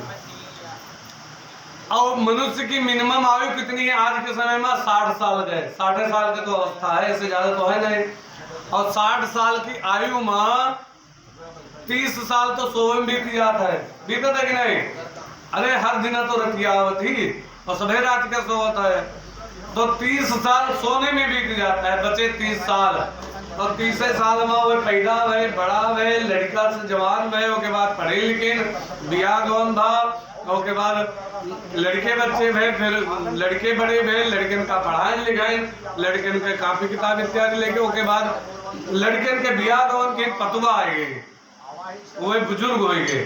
अब सोचो 30 साल में ये सब होता है। अब मृत्यु का समय आ गया, बताओ भगवान के नाम का, भगवान के नाम के लेने का समय कब होता है? आधा रात तो सोने में बीत, आधा समय, आधी अवस्था सोने में बीत जाती 30 साल। लिखा एक संत ने कि गर्भ पौड़ी मही पुनि पौड़ियो, जननी संग पौड़ी गए बाल कहायो, जवान भयो युवती संग पौड़ी के, सारी उम्र तुम पौड़ी गवायो, क्षीर समुद्र के पौड़नार, तिन्हें सपने नहीं ध्यान लगायो, और पौढ़त पौढ़त पौड़ी गयो, तब चिता पर पौढ़न को दिन आयो। मृत्यु का समय आता है तब। एक बात बता दी, जैसे रात का सोवे टाइम पर सोइब और मरब बराबर है, समझ लियो। एक संत थे, उन्होंने पूछा अच्छा आप लोग बताइए कि दौड़ करके चलना आसान है कि पैदल पैदल धीरे धीरे? अरे का आसान लागत है? इधर तो आसान लागत है, पैदल चलब धीरे धीरे, दौड़ब नहीं, कतरा देर दौड़ लीजिए। और पैदल चलब आसान है कि खड़ा रहा नीक लागत है? खड़ा रहा। और खड़ा रहा नीक है कि बैठा? ज्यादा देर खड़ा नहीं हो सकता, बैठा नीक होता है। और बैठा नीक होता है कि पहुड़ा? लेटब अच्छा होता है ना। और लेटब नीक होता है कि नींद आ जाए, सोइब बढ़िया होता है। और सोइब नीक होता है कि मरब? जब आप ध्यान नहीं जाए। हाँ एक बात ध्यान दीजिए, एक संत कहते थे कि ये नींद जो है टेम्परेरी मौत है, नींद टेम्परेरी मौत है और मौत परमानेंट नींद है। अरे जब सोई गवागा मैंने सोई जाता तनी गहरी नींद आवती, देखा मने के राल गिर जाती, तकिया भीज जाता है, लेकिन होश नहीं रहा था। काहे? ये गहरी नींद की अवस्था हो कि वैसे गहरी नींद में कहीं भी हमें होश नहीं रहा, खा भा कसवा हमें पता ही नहीं लगा का भा, लेकिन गहरी नींद में सोई गए। फिर बाद में पहले तो थोड़ा स्वप्न आई, उसके बाद गहरी नींद आई, उसके बाद फिर स्वप्न चालू हो जाए। तो गहरी नींद 3 घंटा के होती, इससे ज्यादा नहीं होती। और गहरी नींद जहाँ हो गई कहाँ जो है शरीर प्रफुल्लित हो जाता है। उस नींद में क्या होता है जानते हो? परमात्मा का साक्षात्कार होता है। परमात्मा से हम लोग मिल जाते हैं और परमात्मा से जब मिलते हैं तो परमात्मा हमें ऊर्जा दे देता है। जैसे कई दिन तक सोवा ना गा हो, हम नींद आएगी बढ़िया, सो दिन में तो खा होता है, ताजगी आ जाता है शरीर में। तो कहाँ से ताजगी मिली भाई? वो परमात्मा अंदर बैठा है, उससे मिलन हुआ नींद में, तब ताजगी मिली। तब हम लोग निश्चिंत होकर के अच्छा जब सोते हैं तब क्या होता है जानते हैं? जितना दिन भर कीन गा है, ध्यान दियो, जितना दिन भर कीन गया कुल वाय सुध हुई, फलाने से मिलेगा, फलानो आज हमें टेढ़ बोल रहा, धमाके से मिलेगा, उसके लगे गिरना, उनके लगे, सबके ऊपर ही घटित हुआ है कि नहीं? फलाने कहीं ना, ई कहीं ना, फलाने कहीं ना, फलाने जगह काल जाए है, क्या है उधेड़ बुन चला करती। उसके बाद नींद आए गए, फिर सवेरे से उठ के भाई अब बताओ भगवान के स्मरण कब हुआ, भगवान के नाम के स्मरण भाव नहीं भाना, तो उम्र बीत गई ऐसे ही। तो ऐसे ही उम्र बीत जाती है और भगवान का स्मरण नहीं हो पाता है। क्यों? क्योंकि जो है उसके बाद जब मृत्यु का समय आता है, बोलिए वृंदावन बिहारी लाल की, मृत्यु का समय आता है, तब उस समय अभी बताया है कि जो है व्यक्ति बोल नहीं पाता है। जब मृत्यु का समय आता है, लिखा है कंठे घुरघुरायते, ये कि मृत्यु के समय हुए तो कंठ तो घुरुर घुरुर करता रहता है, कंठ घुरुर घुरुर करता रहता, वो बोलने की कोशिश करता है तो कहते हैं भैया पता नहीं कहा लहर बलहर बक्कत रहे, उसके बाद नहीं क्या तो होता है। तो एक बात बताए थे, इना सोचो कि पंडित मरहिन के बात करता है, ये याद देवा हो जाता है कि एक दिन जाए है सबका। तो मृत्यु हो गई, अब मृत्यु होती है उसके बाद कहते हैं राम नाम सत्य है। तो हाथ बाकी तो बांध देंगे जाते हैं हाथ गोड़, लेकिन मुड़वा बांधा नहीं जाता है, तो मूड हिलत कहते ना हम अपने जीवन में जीते जी राम नाम सत्य, हम कहावे नहीं कि राम नाम हम मरे बार का हुई, वास्तव में राम नाम ही सत्य। लेकिन यका जो अगर कोई के जन्मदिन पर हुए वहाँ बोल दो राम नाम सत्य है तो मार हो जाए, मैं बताओ वो का अशुभ मानत है, लेकिन वो ही सत्य है। तो उसके बाद उसको लेकर के दाह कर दिया। ऐसे हमारी जिंदगी है, हम सबकी जिंदगी ऐसे ही है, इसीलिए भगवान का स्मरण करना चाहिए। सोते जागते जैसे समय मिले तैसे स्मरण करना चाहिए, नहीं तो जान लियो एक होता है ना, जैसे रुपया रही तैसे कपड़ा मिली, बाजार में कपड़ा खरीदे गए माल चांस, अब हमें पसंद आओ बढ़िया 5000 रुपया वाला और जेबे में देखा 500 रुपया है, तो हमें लोकल वाले कपड़ा से काम चला, कोई 5000 वाला तो मिली ना। ऐसे ही हमें जब जन्म मिलता है, चलो हमने थोड़ा भगवान का स्मरण किया है तो मनुष्य शरीर मिल जाएगा, और जो रुपये नहीं है तो कपड़ा न ले मिली। ऐसे ही जिसने भगवान का नाम खूब लिया है तो उसको बढ़िया सुंदर शरीर मिलता है भगवान का, वो मनुष्य का, और भगवान कृपा करके दे देते हैं। और जिसने थोड़ा स्मरण किया उसको भी मनुष्य शरीर मिलता है, लेकिन जैसा वो चाहता है वैसा नहीं मिलता। और जिसने बिल्कुल नहीं स्मरण किया उसको चूंटी से लेकर के हाथी तक जो दिखाई देता आंखों से, इतनी योनियां हैं, इन सब में कुछ भी बन सकता है, कुकुर बिलार इत्यादि कुछ भी बन सकता है। तो इसीलिए भगवान का स्मरण करना चाहिए, और ना कुछ हो पाए तो रात का सोए के समय में सीताराम सीताराम कुछ भी भगवान का नाम लिए और लेकर के सोना चाहिए। उससे जानते हैं नींद आ गई, नींद भी बड़ी जल्दी आएगी। एक तो बवाल ना सोचे नहीं परपंच, और नींद तुरंत आ जाएगी, और तुरंत नींद से जैसे उठेंगे तैसे फिर वही स्मरण चलता मिलेगा, तो समझ लो रात भर आपके भगवान नाम चला, जब पुबो ना क्यों चलबो की। तो इसीलिए भगवान का नाम स्मरण करना चाहिए, इससे जो है कल्याण होता है। बोले वृंदावन बिहारी लाल की। इस प्रकार बताया, कहा मृत्यु हो जाती है और भगवान का स्मरण नहीं कर पाता। वो इतनी गदगद हुई माता देवहूति, इतनी गदगद हुई कि वो अपने शरीर को उन्होंने जल बना लिया, और जल बना करके उनकी जो है शरीर एक सिद्धला नामक की नदी में परिवर्तित हो गया माता देवहूति का, भगवान कपिल के उपदेश से। बोले वृंदावन बिहारी लाल की, बोले राधे रानी की, बोले श्रीमद् भागवत महापुराण की। एक बात बताइए, ये बात जची तो हुई ना कि नदी बनी गया शरीर, बैठा था के पंडित महादेव अलाय बल्हा बलिगा हुई, का पता कसके मांगी। एक बात बताएं, 5 तत्व का शरीर है, हमने बताया था अभी, और 5 तत्व में अगर जो कुछ भी तत्व बनाना चाहें शरीर को, हम वो बना सकते हैं। माता सती, आप लोग कथा सुना का हो, माता सती जब यज्ञ में पहुंची थी तो वहां पर उन्होंने अपने शरीर को अग्नि बना दिया था, और जल करके तुरंत शरीर भस्म हो गया। तो आग नहीं लगाओ कहीं ना देही माँ, पेट्रोल से अग्नि बना दिया था अपने शरीर को, जल करके भस्म हो गया।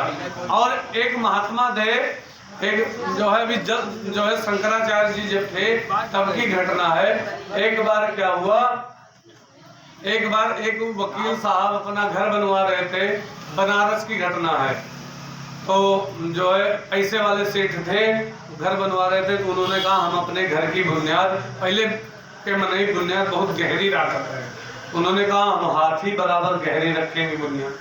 तो खुदाई चालू हुई और खोदते खोदते एक बुनियाद में जैसे फावड़ा फरुहा मारे मजदूर, तैसे खून की धार निकली। तब उस देखा कोई है नीचे, तो उसको खोद करके निकाला गया। तो एक महात्मा जी थे नीचे, और महात्मा जी की लंबी लंबी दाढ़ी, आंख की बरौनी लंबी और खूब लंबे केस बाहर आए, बड़े बड़े लंबे लंबे नाखून। कहा जल चाहिए, जल लेकर के कोई आया, कहा लीजिए जल। जल लिया, तैसे कहा है ये गंगा जल नहीं है, गंगा जल। कहा गंगा जल ला रहे हैं। तैसे जो है कोई गया 5 किलोमीटर दूर गंगा जी चली गई थी, तो कहा गंगा जल लाने गए, ला रहे हैं। कहा भी नहीं लाए, कहीं नहीं लाए। कहा कितनी दूर है गंगा जी? कहा 5 किलोमीटर दूर। कहा अरे गंगा जी इतनी दूर चली गई? हमने बैठ करके, जब महाराज युधिष्ठिर का समय था उस समय मैंने गंगा जी में बैठ करके समाधि लिया था, और आज के समय में मैं निकला हूं वहां से, और गंगा जी उधर चली गई और पटी के वही जमीने में काट नए नदी काटत थी, तो काटत काटत गंगा जी 5 किलोमीटर दूर पहुंच गए, और वो महात्मा जी उसी जमीन में दब गए। खोदा गया तब निकले। कहा अरे ऐसे जो है उन्होंने अपने शरीर को आकाश बना दिया। आकाश का तात्पर्य समझते हैं? आकाश के मतलब खाली जगह, वो महाआकाश हो। जैसे खाली जगह एक डब्बा है, और डब्बे में जो खाली जगह है उसको आकाश कहते हैं। जब मैं कोई पूछे शरीर में हमरे कहाँ आकाश है, तो कहा बताओ जी? आकाश कुल जगह, कान नाके में आकाश है, कान में आकाश है, और पेट में आकाश है। आकाश का मतलब खाली जगह। आकाश ना हो तो खावा पिया जाता है, कहाँ जाता है? आकाशन जाता है, पेट में। तो खाली जगह पर जाता है। उसके बाद उसको लेकर के उन्होंने आकाश बना दिया। आकाश बना करके वो महाराज जगन्नाथपुरी के पास पहुंच गए, समुद्र के किनारे बैठे हुए थे। और वहीं पर लोग घूम रहे थे। एक माता जी आई, बहुत वृद्ध थी, बुजुर्ग माता जी थी, और आई, अपने साथ में एक उनके नाती था। ध्यान दीजिए, कथा बड़ी मार्मिक है, समझ आएगी तो बड़ा आनंद आएगा।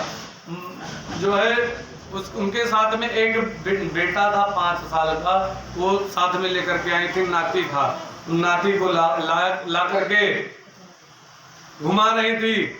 उनके मन में कुछ आया सामान खरीदने के लिए। महाराज वो महाराज बिल्कुल साधारण साधु के भेष में आ गए, लंबी लंबी दाढ़ी, कुछ नहीं, वो साधारण साधु जैसे होते हैं वैसे भेष में समुद्र के किनारे पड़े हुए थे। अब वो माता जी आई, और माता जी ने कहा महाराज मेरे इस बालक को देखना, मैं अभी आ रही हूँ, थोड़ा सामान खरीद लाऊं। ठीक।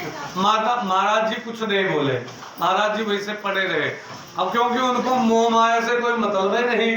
अब वो बालक जो था, बालक खेलते खेलते समुद्र के किनारे पहुंचा। समुद्र की लहर उसे खींच ले गई अंदर, और अंदर खींच ले गई, अंदर ही उस बालक की मृत्यु हो गई। और उसके बाद समुद्र ने फिर बाहर फेंक दिया। माता जी लौटी, कैसे देखा रे ये बालक मर गया, ये कैसे मरा? जो रोने लगी, चिल्लाने लगी और बोलने लगी, ए बाबा तुम्हारे जिम्मे करके गई थी, कैसे महात्मा हो तुम्हारे, जो थोड़ा सा भी दया नहीं आई। बालक कितना चिल्लाया होगा, कितना तड़पा होगा, बचा नहीं पाए। भीड़ लगी, अब वो रोने लगी। थोड़ी देर भीड़ लागत, भीड़ ज्यादा देर नहीं लागत। उसके बाद भीड़ जैसे शांत हुई, महात्मा जी ने कहा माता जी आप दक्षिण की तरफ 100 कदम जाइए, अभी बालक आपको जीवित मिल जाएगा। दक्षिण की तरफ 100 कदम जैसे चली, तैसे जो है लौटी जब, तो महात्मा जी ने अपने शरीर को बना दिया पानी बना करके वो समुद्र में चला गया। तो जो बालक का शरीर था, उस बालक के शरीर के अंदर महात्मा जी प्रवेश कर गए। इसको कहते हैं परकाया प्रवेश। अब बताओ दोसर जन्म लिए छुट्टी, लेकिन अतरा तप हुए तब तो दोसर जन्म लिए छुट्टी। माता के गर्भ में आने वाला बवाल खत्म, जन्म लेने वाला बवाल खत्म, सीधे उसमें परकाया प्रवेश कर दिया, बालक के शरीर में प्रवेश हो गए, और जैसे प्रवेश हुए पुनः बालक जीवित हो गया। अब महात्मा जी को संस्कृत ज्यादा आती थी, हिंदी आती नहीं थी, तो महात्मा जी बोले ना जल्दी, महात्मा जी बोलते कम थे। अच्छा वो बालक पहले खूब बोलत रहा, खूब चंचलता थी, लेकिन जब से महात्मा जी उस शरीर में प्रवेश किए बिल्कुल गंभीर, बोले ना जल्दी, भगवान का नाम ना अंदर अंदर उसके चलते रहे, और किसी से कोई बात नहीं करता। अच्छा कहीं जानो या कहे जो है जो लौटे तो महात्मा जी मिले नहीं, लेकिन बालक जीवित मिला। हम महात्मा जी से कहा मतलब माता जी का बालक को लेकर चली गई अपने यहाँ। अब वो जैसे हंसता खेलता था वैसे हंसे खेले ना। माता जी को लगा कि लग रहा है ये डूबा है, इसका माइंड डिस्टर्ब हो गया है, इसका जो है अब ये लड़का पागल हो चुका है, ये कभी बोलता नहीं, हंसता नहीं, खेलता नहीं किसी बच्चों के साथ। तो एक दिन शंकराचार्य जी, शंकर जी के जो अवतार माने जाते हैं, वो आए भिक्षा मांगने के लिए, उन्हीं के यहाँ पहुंचे। तो कहा भिक्षाम देहि, तो जैसे संस्कृत की आवाज उस बालक ने सुनी, चाहे बालक को चाहे महात्मा कहो, बालक ने सुनी, तैसे वो दौड़ा दौड़ा आया, देखे कौन आया है। अरे देखा ये बालक तो लग रहा, बालक को जैसे शंकराचार्य जी ने देखा, कहा रे अच्छा शरीर तो छोटा है, लेकिन इसमें महापुरुष ने प्रवेश किया हुआ है इसके शरीर में। तब बालक से पूछा महाराज शंकराचार्य जी ने, कहा कस्तुम शिशु हो, हे शिशु तुम कौन हो? तो उस बालक ने जवाब दिया, ना हम मनुष्यो न च देव यक्ष, ना मैं मनुष्य हूँ, ना मैं देवता हूँ, ना मैं यक्ष हूँ, तथा तब कौन हो? का चिदानंद रूपा शिवोहम, शिवोहम सच्चिदानंद स्वरूप शिव हूँ मैं, अर्थात पर ब्रह्म हूँ मैं। हाँ ये बालक बड़ा ज्ञानी लगे। तुरंत बालक को कहा माता जी इस बालक को मुझे दे दीजिए। माता जी ने कहा महाराज आज पहली बार बोला है, आओ आप आपके सामने ले जाओ, वैसे बैधा विदुरा है ले जाओ। अच्छा जी लड़के बैधा विदुरा होते ज्यादा नहीं नहीं होता है, वो जो महात्मा बना चाहा है तो घर वाले छूट दे देते, जाओ बन जाओ तुम। तो ऐसे ही आज जाओ जाओ महात्मा बन जाओ, कोई बात नहीं। उनको साथ लेकर के आए, वो आगे चल करके हस्तमलकाचार्य के नाम से प्रसिद्ध हुए। वही जो है महात्मा जी जो छोटे बालक थे, आगे चल करके शंकराचार्य जी के 4 शिष्य हुए, उसमें एक हस्तमलकाचार्य जी हुए। वो सबसे ज्यादा प्रकांड विद्वान थे, उनके रूप में प्रसिद्ध हुए। तो कहने का तात्पर्य है महात्मा जी ने क्या बनाया? अपने शरीर को जल भी बनाया, आकाश भी बनाया। ऐसे ही हमारे अंदर वो तपस्या नहीं है कि हम जल बना दें, तो इसलिए हमें मरना पड़ता है। तब जल नहीं बनता, जलाया जाता है। इसीलिए भगवान का नाम स्मरण करना चाहिए। धीरे धीरे ये समझ लीजिए बीज पड़ रहा है, जिसे भगवान कहते हैं गीता में कि जो मेरा स्मरण करता है और स्मरण करते करते उसने जहां से छोड़ दिया है, पुनः मनुष्य शरीर प्राप्त होता है, और जहां से उसने छोड़ा है वहीं से वो पुनः शुरू कर देता है, वहीं से उसकी जो है भक्ति आरंभ हो जाती है। इसीलिए भगवान का स्मरण करना चाहिए। बोले वृंदावन बिहारी लाल की। अब ये देवहूति कपिल भगवान के कोई पुत्र नहीं हुआ, उन्होंने विवाह नहीं किया। जो आकुति थी, आकुति जो थी स्वयंभू मनु की पुत्री आकुति, आकुति का विवाह रुचि प्रजापति के साथ में हुआ। रुचि प्रजापति के एक जो है पुत्र हुआ, एक पुत्री हुई। जो है पुत्र हुए यज्ञ भगवान, बोलिए यज्ञ भगवान की, और उनकी पत्नी हुई दक्षिणा। तो इसीलिए यज्ञ में दक्षिणा चढ़ाने का विधान है। खूब पूजा कर ली जाए। बात होता है दे आजकल युवत है मन में आवत है मन के पंडित तो लेनी है कम चढ़ाओ, लेकिन ये नहीं जानते कि सुनो वाके पुण्य न मिली जाने, और जब दक्षिणा जब नहीं चढ़ावागा तो उसका पुण्य नहीं मिलता है, और पुण्य नहीं मिलता है तो जानते हैं क्या होता है, तो पूजा करना व्यर्थ। जो सामग्री लाए हैं आप और वो पूजा किया है इतनी मेहनत से, दक्षिणा नहीं चढ़ाया तो पूजा व्यर्थ है। जैसे पति पत्नी को अलग रखे कोई तो पति पत्नी भी दुखी और पति भी दुखी, इसीलिए दक्षिणा चढ़ाने का विधान है। और यज्ञ भगवान, यज्ञ को करने से अर्थात यज्ञ भगवान के कितने पुत्र हुए? यज्ञ भगवान के 12 पुत्र हुए। ध्यान दीजिए, यज्ञ भगवान के तोष, प्रतोष, संतोष, भद्र, शांति, इडस्पति, इद्म, कवि, विभु, सुहृद, सुदेव, रोचन, ये 12 पुत्र हुए यज्ञ भगवान के। और जो दूसरी कन्या थी उसका विवाह, प्रसूति जो थी तीसरी कन्या, उसका विवाह महाराज दक्ष प्रजापति के साथ हुआ, जो शंकर जी के ससुर थे दक्ष प्रजापति। दक्ष प्रजापति की 16 कन्याएं थी। ध्यान दीजिएगा, श्रद्धा, मैत्री, दया, शांति, तुष्टि, पुष्टि, क्रिया, उन्नति, बुद्धि, मेधा, तितिक्षा, रिंग और मूर्ति, ये 13 कन्याएं, और स्वाहा और स्वधा और माता सती, ये 3 कन्याएं, कुल मिलाकर के 16 कन्याएं थी। 13 कन्याओं का विवाह महाराज ब्रह्मा जी के स्तन से जो प्रकट हुए थे धर्म, उनके साथ में हुआ। और जो 3 कन्याएं थी देवताओं के साथ में स्वाहा का विवाह हुआ और स्वधा का विवाह हुआ पितरों के साथ में। यही से नियम है कि जब हवन की जात है, एक बात ध्यान दी जाए, बहुत चीज जाने मिली, हवन की जाते अगर वो माँ स्वाहा ना बोले और कुछ चीज तो मैंने खूब बोल लिया था, रिसियाए ले झगड़ा के लिए चाहे उन्हें बिच मौका नहीं शर्म लागे, वो जो स्वाहा नहीं बोलता है। जो अगर स्वाहा पंडित बोलवा तो पीछे आप स्वाहा नहीं बोले हो तो हवन कर बेकार है, कि पुण्य फल नहीं मिलता है, क्योंकि वो देवताओं को मिलता ही नहीं है, तो इसीलिए उसका जो है पुण्य फल आपको मिलता है। इसीलिए स्वाहा बोलना चाहिए जोर से, इसीलिए हवन में स्वाहा बोला जाता है। और पितृ कार्य के लिए जब पितरपक्ष माँ भगवान का खावा जाता है या पिंडदान किया तो वो महा जब डाला जाता है तो वो महा स्वाहा ना बोले चाहिए, तो महा स्वधा बोले चाहिए। तो जो स्वधा थी उनका पितृगणों के साथ में विवाह हुआ और माता सती का विवाह हुआ भगवान भोलेनाथ जी के साथ में। इस प्रकार माता सती का विवाह। और संक्षेप में माता सती की जो है कथा भी आती है, उसको संक्षेप में श्रवण करते हुए चलते हैं। किस प्रकार माता सती भगवान शंकर से क्रोधित रहते थे। महाराज दक्ष प्रजापति एक बार इन्होंने यज्ञ ठाना और यज्ञ में जो है भगवान शंकर जी को न्योता नहीं दिया।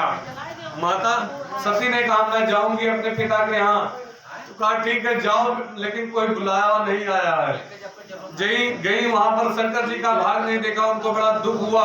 उन्होंने तुरंत जो है यज्ञ में अपने शरीर का त्याग कर दिया योग अग्नि के द्वारा। और वीरभद्र जब पता लगा भगवान भोलेनाथ को, तो वीरभद्र को भेजा और दक्ष प्रजापति का सिर काट करके हवन कुंड में डाल दिया, यज्ञ विध्वंस कर दिया। इस प्रकार भगवान भोलेनाथ की तो माता सती का विवाह और उसके बाद पार्वती जी के साथ में, महामाई पार्वती जी के साथ में भगवान भोलेनाथ का पुनः दूसरा विवाह हुआ। बोले वृंदावन बिहारी लाल की। कथा बहुत है, समय बहुत कम है, इसीलिए बहुत शॉर्टकट में कथा बताए हैं। आप लोग अक्सर सुने होंगे राम कथा में ये सब कथाएं आती हैं। और उसके पश्चात ये विदुर और मैत्री जी का भी संवाद चल रहा है।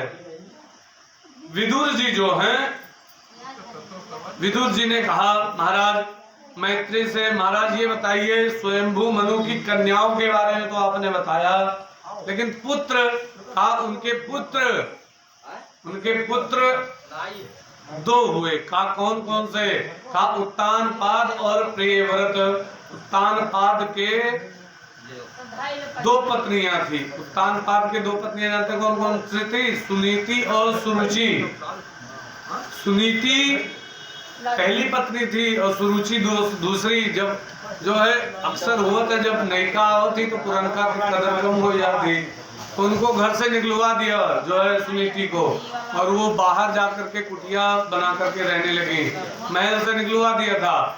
और राजा एक दिन जो है गए और सुनीति के यहाँ रुक गए उनके गर्भ में ध्रुव का प्रादुर्भाव हुआ, और जो सुरुचि थी उनके पुत्र हुआ, उनके गर्भ में उत्तम का प्रादुर्भाव हुआ। उन दोनों बालकों ने जन्म लिया समय के अनुसार। और उसके पश्चात जो ध्रुव थे एक दिन खेलते खेलते खेलते खेलते पहुंच गए अपने माता सुरुचि के यहाँ, और पिताजी बैठे हुए थे सिंहासन पर। जैसे देखा बालक को उठा करके गोदी में ले लिया, और जैसे गोदी में लिया तैसे सुरुचि ने देखा उठा करके ढकेल दिया, सीढ़ियों से धनकता हुआ बालक नीचे गिरा।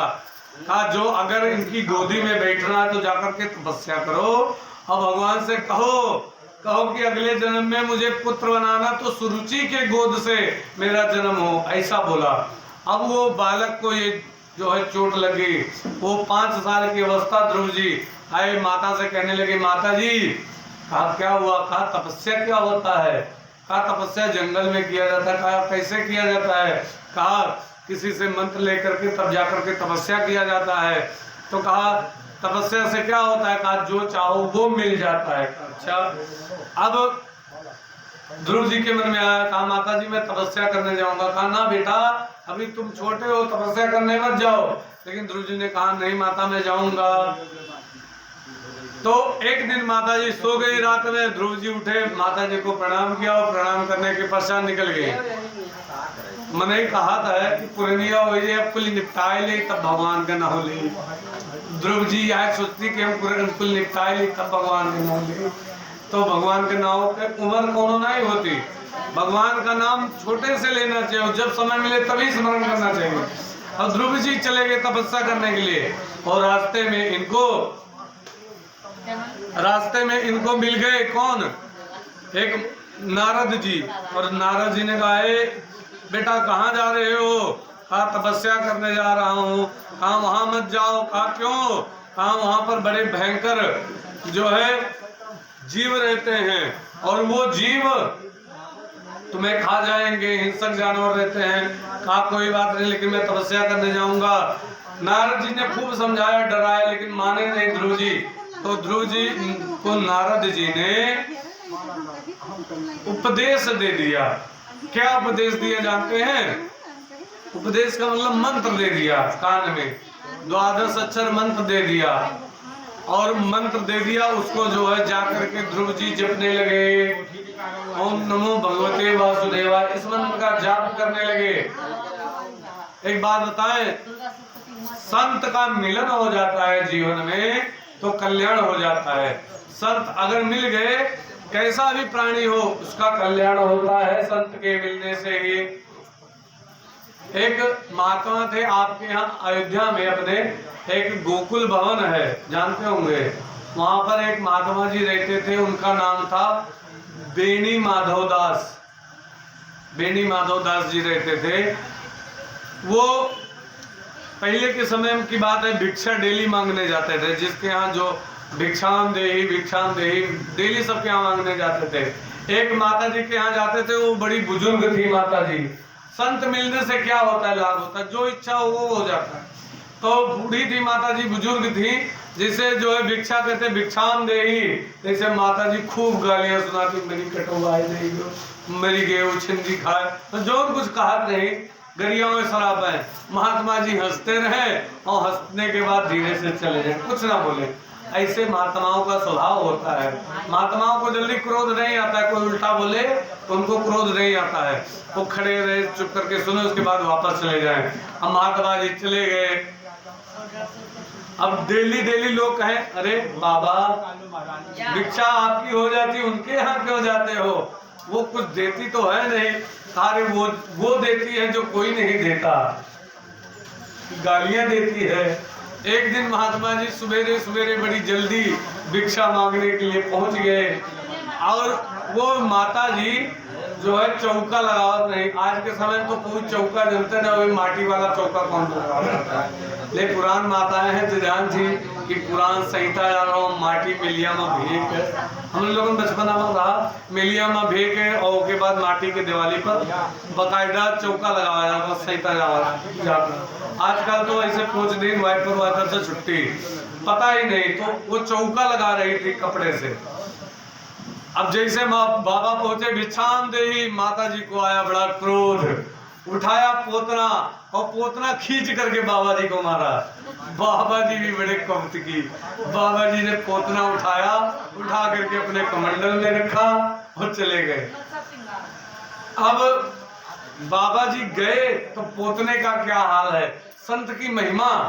पोतना का पहले क्या हाल था, अब पोतने को लेकर के खूब अच्छे से सरजू जी में धुल करके बिल्कुल एकदम नया हो गया।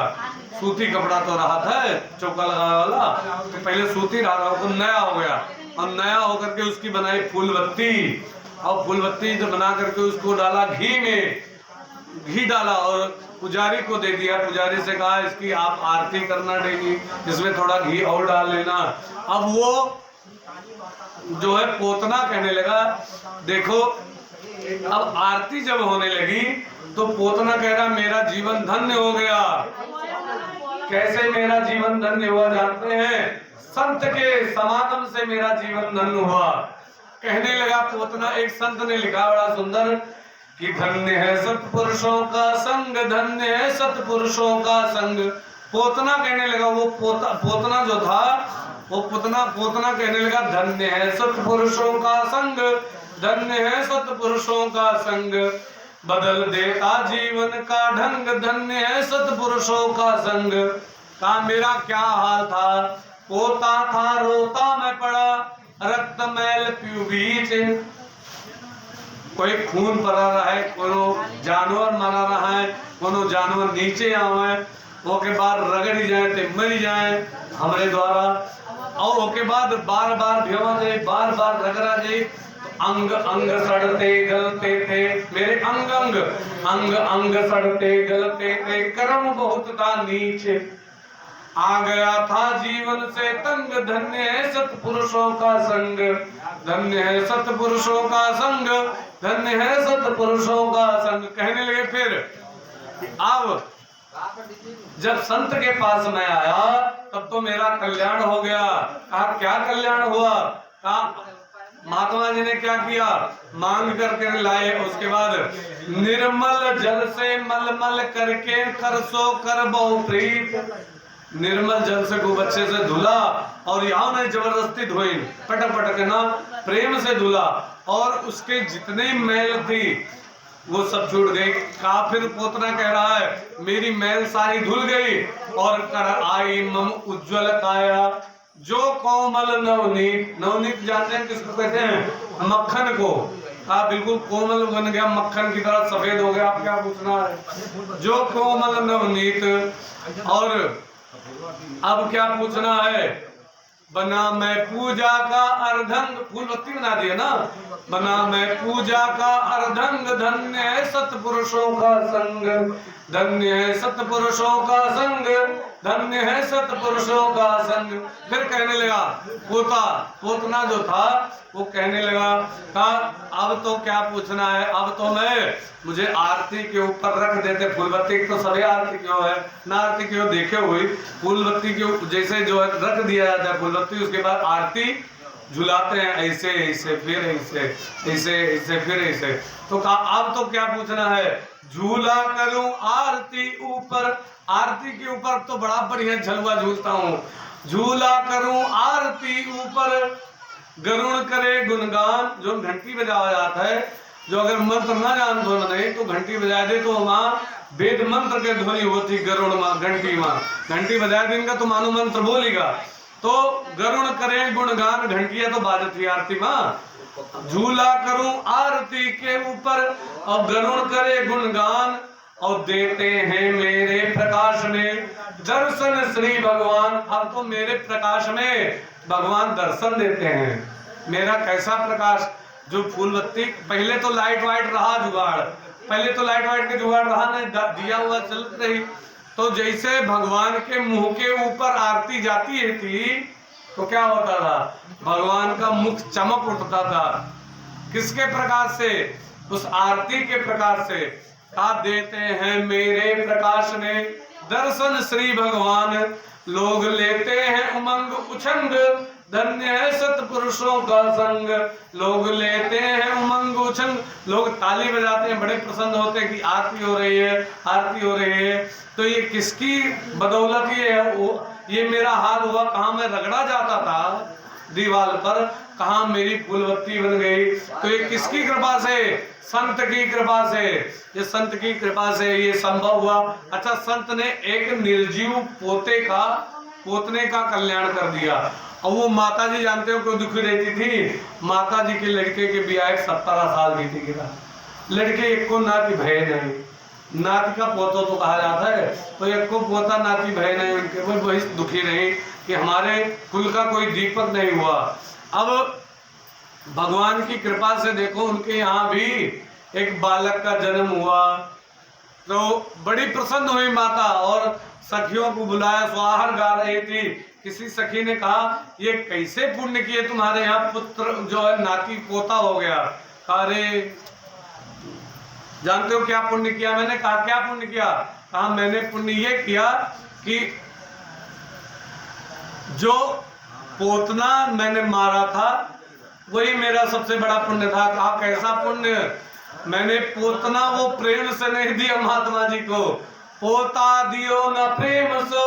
यहाँ ध्यान दीजिए, पोता का दो अर्थ आएगा।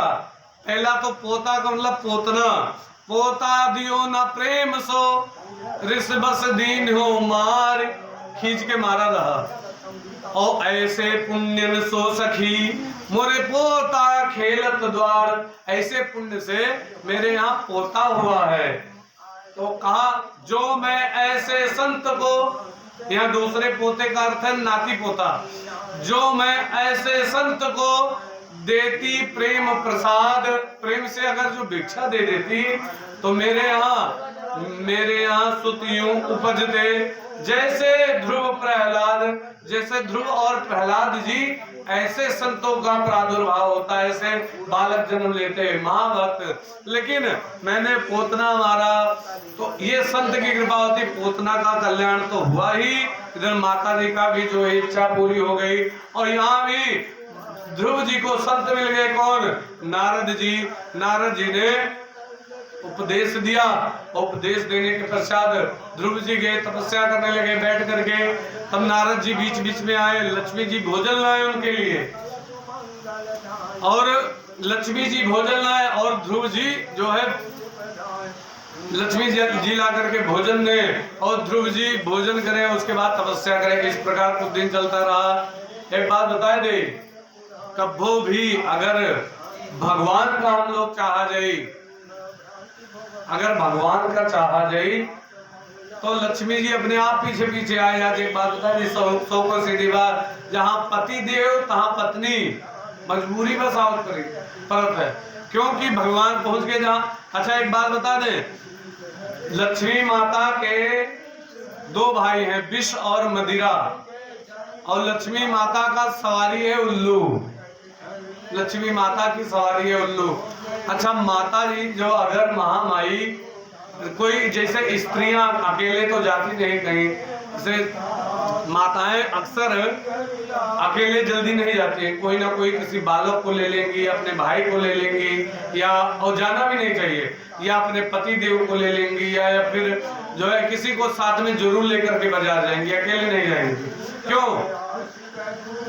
क्योंकि एक सुरक्षा के लिए लेकर जाती है। तो ऐसे ही माता जी का भी नियम है, जबकि उनको सुरक्षा की कोई आवश्यकता नहीं है लेकिन लेकर चलती हैं। अगर माताएं, स्त्रियां अगर बाजार जाती हैं माताएं, और अगर उनके जो कोई बॉडीगार्ड है साथ है, तब का पूछे, तब तो उनके चलता है, तब तो कहेंगे ये ले ले वो ले ले, उधर जाएंगी इधर जाएंगी, मतलब चंचलता ज्यादा आएगी। और भैया है साथ में तो चंचलता रहे लेकिन कुछ कम रही, ज्यादा नहीं लेकिन चंचलता तब भी रहेगी।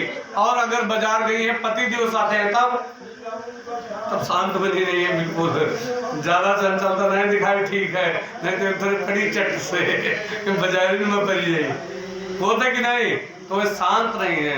लेकिन जे डराती थे तो जो नहीं डराती ते हुए लड़े लगे। एक जगह हम जाते रहे रास्ता तो देखा एक जन मर्द में हर रास्ता में लग रहा है, झगड़ा कर मोबाइल उठाए पटक दिए। हम कहा देखो ये घरे जाके लड़ लेते तो कहा के तात्पर्य नहीं तो हुए लड़ने लगी है, लेकिन जो अर्दब कर रखी है पति का अर्दब करना चाहिए।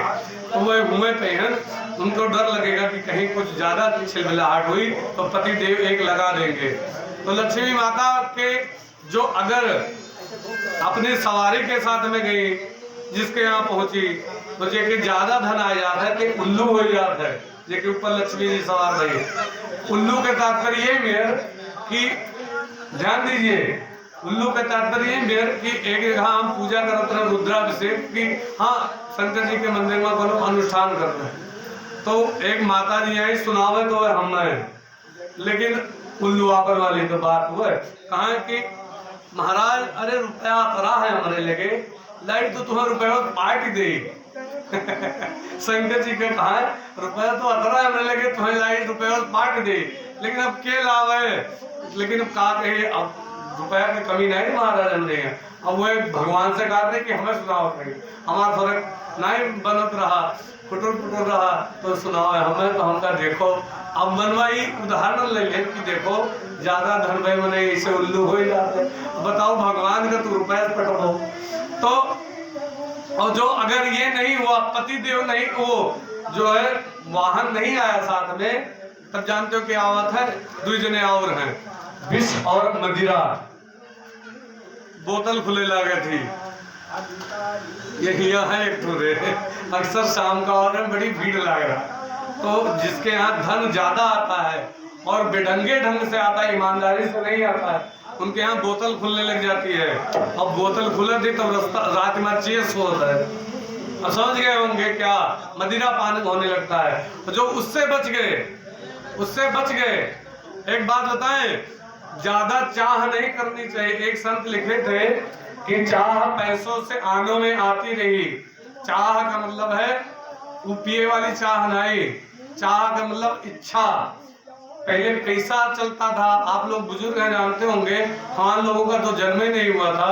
चाह पैसों से आनों में आती रही, चाह आनों से रुपया बनाती रही, चाह रुपयों से नोट बनाती रही, चाह नोटों से कोठी चुनाती रही, चाह कोठी में मोटर मंगाती रही, चाह मोटर से होटल में जाती रही, चाह होटल में बोतल खुलाती रही, चाह पाली जिन्होंने वो पीले हुए और चाह छोड़ी जिन्होंने रसीले हुए, चाह जर से लगी जी जरा हो गया और चाह हर से लगी जी हरा हो गया।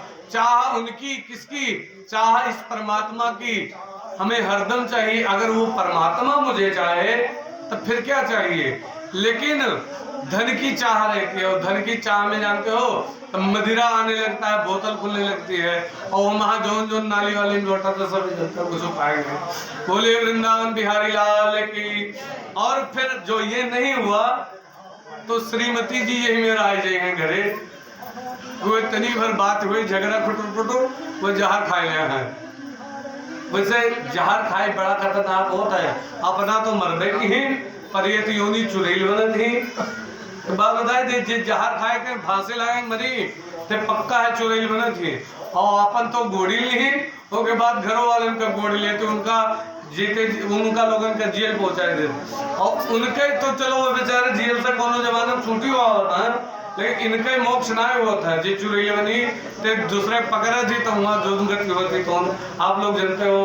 बोलिए वृंदावन बिहारी लाल की। तो अगर बिढंगा रूप से धन आया, क्यों लक्ष्मी जी आई, तो फिर जहर चलने लगता है विष। और जो भगवान के साथ में धर्म युक्त धन आया, तब जानते हो क्या होते हैं, जब भगवान आए और लक्ष्मी तब आए पीछे पीछे, तब कल्याण होता है। तब वो कुछ भी दुष्टता नहीं करती हैं, वैसे ही जो है प्रेम से रहती हैं। तो यहाँ लक्ष्मी जी भोजन देने लगी ध्रुव को और ध्रुव जी बड़े प्रसन्न हुए। ध्रुव जी भोजन करें, नारद जी आए, एक दिन मना कर दिया, कहा भोजन नहीं करना है, जल पी करके तपस्या करो। ध्रुव जी गुरु जी की बात मानी, जल पी करके तपस्या करने लगे ध्रुव जी। और फिर एक दिन अब जब माता जी को पता लगा, नारद जी को खूब डांटा, छोटा सा बालक है उसको भोजन नहीं करने देते हो, तब जल लेकर के जाएं, जल लेकर के जल पी करके तपस्या करें। ध्रुव जी को मना कर दिया, कहा नारद जी ने अब जल भी नहीं पीना है। अब जल लेकर गई माता जी, लक्ष्मी माता, जल भी नहीं पिया, एक स्त्री का रूप बना करके जाती थी। और फिर जो है जब जल भी नहीं पिया तो एक दिन नारद जी ने कहा अब श्वास रोक करके तपस्या करो। श्वास रोक करके तपस्या करने लगे। जैसे ध्रुव जी ने श्वास रोकी तो इसे जितने भी प्राणी थे संसार के, सब की सांस रुक गई और सब लोग दौड़े दौड़े ब्रह्मा जी के पास पहुंचे। ब्रह्मा जी से कहा हमारी श्वास नहीं चल रही है। ब्रह्मा जी ने कहा हमारी खुद नहीं चल रही है, चलो भगवान के पास पहुंचे। भगवान ने कहा मेरा एक भक्त है छोटा सा नन्हा सा, उसको मैं अभी दर्शन दूंगा तो सबकी श्वास चलने लग जाएगी। सब देवताओं ने कहा महाराज जल्दी जाओ नहीं तो रुक नहीं पाएंगे। जीव जंतु तो सब बेहोश हो गए हैं पृथ्वी लोक पर, लेकिन हम बचे हुए हैं देवता, तो कृपा करिए प्रभु। गए वहां पर भगवान ने जाकर के दर्शन दिया और ध्रुव के अंदर जो भगवान की झांकी थी वो गायब हो गई। ध्रुव ने आंख खोली तो देखा भगवान सामने खड़े थे प्रत्यक्ष में। तो देखा भगवान को। अब वो 5 साल का बालक वो भगवान से मांगे तो क्या मांगे, भगवान उन्हें देखा, भगवान उनका देखा। वो एक दूसरे को देख करके मुस्कुरा रहे हैं। तब तक भगवान ने अपना शंख उठाया। तम विवंचन्ति विशत्तद्विदः ज्ञातस्य सर्वस्य हृदयवस्थितः कृतांजलि ब्रह्ममयेन कम्मुना सत्स्पर्शबालम कृपया कपोले। उसके बालक के गाल पर शंख स्पर्श कराया ध्रुव के, से वेद शास्त्र का ज्ञान हो गया ध्रुव जी को। और ध्रुव जी ने भगवान से कहा प्रभु मैं आया था और किसी कार्य की तपस्या के लिए, लेकिन मुझे राजपाट नहीं चाहिए, अब मुझे जो है कुछ नहीं चाहिए, आप अपने गोदी में बैठा लिए, इससे बड़ा और सुख मुझे कहीं नहीं मिला, प्रभु कृपा करिए। कहा ठीक है अभी जो तुम्हारा प्रारब्ध है राज भोगना है वो जाकर के भोगो, उसके बाद मरने के बाद हमारे परम धाम में आओगे। ध्रुव जी गए। विष्णु पुराण में तो इतना वर्णन है कि भगवान और लक्ष्मी माता गरुण जी उसे छोड़ने ध्रुव जी को गए, उनके गांव के किनारे छोड़ा और वो राज्य के किनारे छोड़ करके वापस आए। और ध्रुव जी जैसे गए बड़ा स्वागत हुआ ध्रुव जी को, और ध्रुव जी को राजा उत्तानपाद ने राजा बना दिया। और उत्तम जो था उन्होंने यक्षों के बगीचे को उजाड़ा। यक्षों के बगीचे को उजाड़ने के कारण यक्षों ने उत्तम को मार डाला। और उत्तम को मार डाला ध्रुव जी जो है उत्तम की जगह यक्षों से युद्ध करने लगे, यक्षों को मारने लगे ध्रुव जी। तब इनके बाबा जी आए, कौन, स्वयंभू मनु। स्वयंभू मनु आए, कहा बेटा एक यक्षों को इन्हीं निरपराध यक्षों को मारना नहीं सही है, एक उदंड भाई के बदले, तो कृपा करके इनको मारो मत। इतना कह करके ध्रुव जी को समझाया। ध्रुव ने कहा ठीक है। इस प्रकार धीरे धीरे समय व्यतीत हुआ। एक दिन एक काली काली माता जी आई। ध्रुव जी से कहा मुझे स्वीकार करो, मुझे तुम्हें स्वीकार करना पड़ेगा। आप क्यों? कहा मैं मृत्यु देवी हूँ और इस संसार में जो कोई आता है मुझे स्वीकार करता है। कहा ठीक है एक काम करो। कहा क्या? कहा थोड़ा सा झुको। झुकी जैसे तेरे सिर के ऊपर पैर रखा और पैर से विमान पर बैठ करके परम धाम को चले गए। फिर दिमाग में आवा था कि बात बैठी नहीं, इस सिर के ऊपर पैर रख के मृत्यु के चले गए। कहने का तात्पर्य है हष्ट पुष्ट जैसे थे, रोग दोष कुछ नहीं हुआ, खटिया पर पड़ना नहीं पड़ा, कोई दिक्कत नहीं आई। भगवान का नाम लेते हुए ध्रुव जी हष्ट पुष्ट जैसे थे वैसे परधाम को गमन कर गए और भगवान ने उनका एक अलग लोक बना दिया, ध्रुव लोक। आज भी ध्रुव तारा दिखाई देता है और रात के समय विवाह जब होता है, सूर्य भगवान रात दिन में विवाह के साक्षी होते हैं और रात में ध्रुव जी ध्रुव तारा वही विवाह के साक्षी हैं। तो रात में विवाह होता है तो उसमें ध्रुव तारा ध्रुव जी साक्षी हैं। इसके पश्चात आगे कथा कल होगी क्योंकि समय हो चुका है, इसी पर वाणी को विराम। आगे कल भगवान का जन्मोत्सव मनाया जाएगा बड़े धूमधाम से, जो है व्यासासन भी सजाया जाएगा भगवान कन्हैया का। कल प्रादुर्भाव होगा, कल भगवान का जन्मोत्सव मनाया जाएगा। सब लोग प्रेम से भगवान का जन्मोत्सव मनाएंगे। और जैसा कि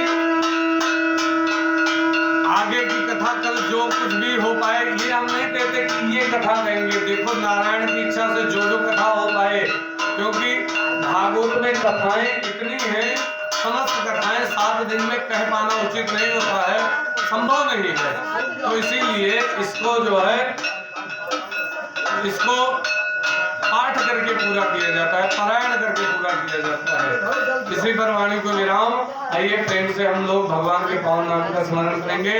इसके पश्चात आरती होगी, आरती की व्यवस्था होगी। जल गिरा दो, जल।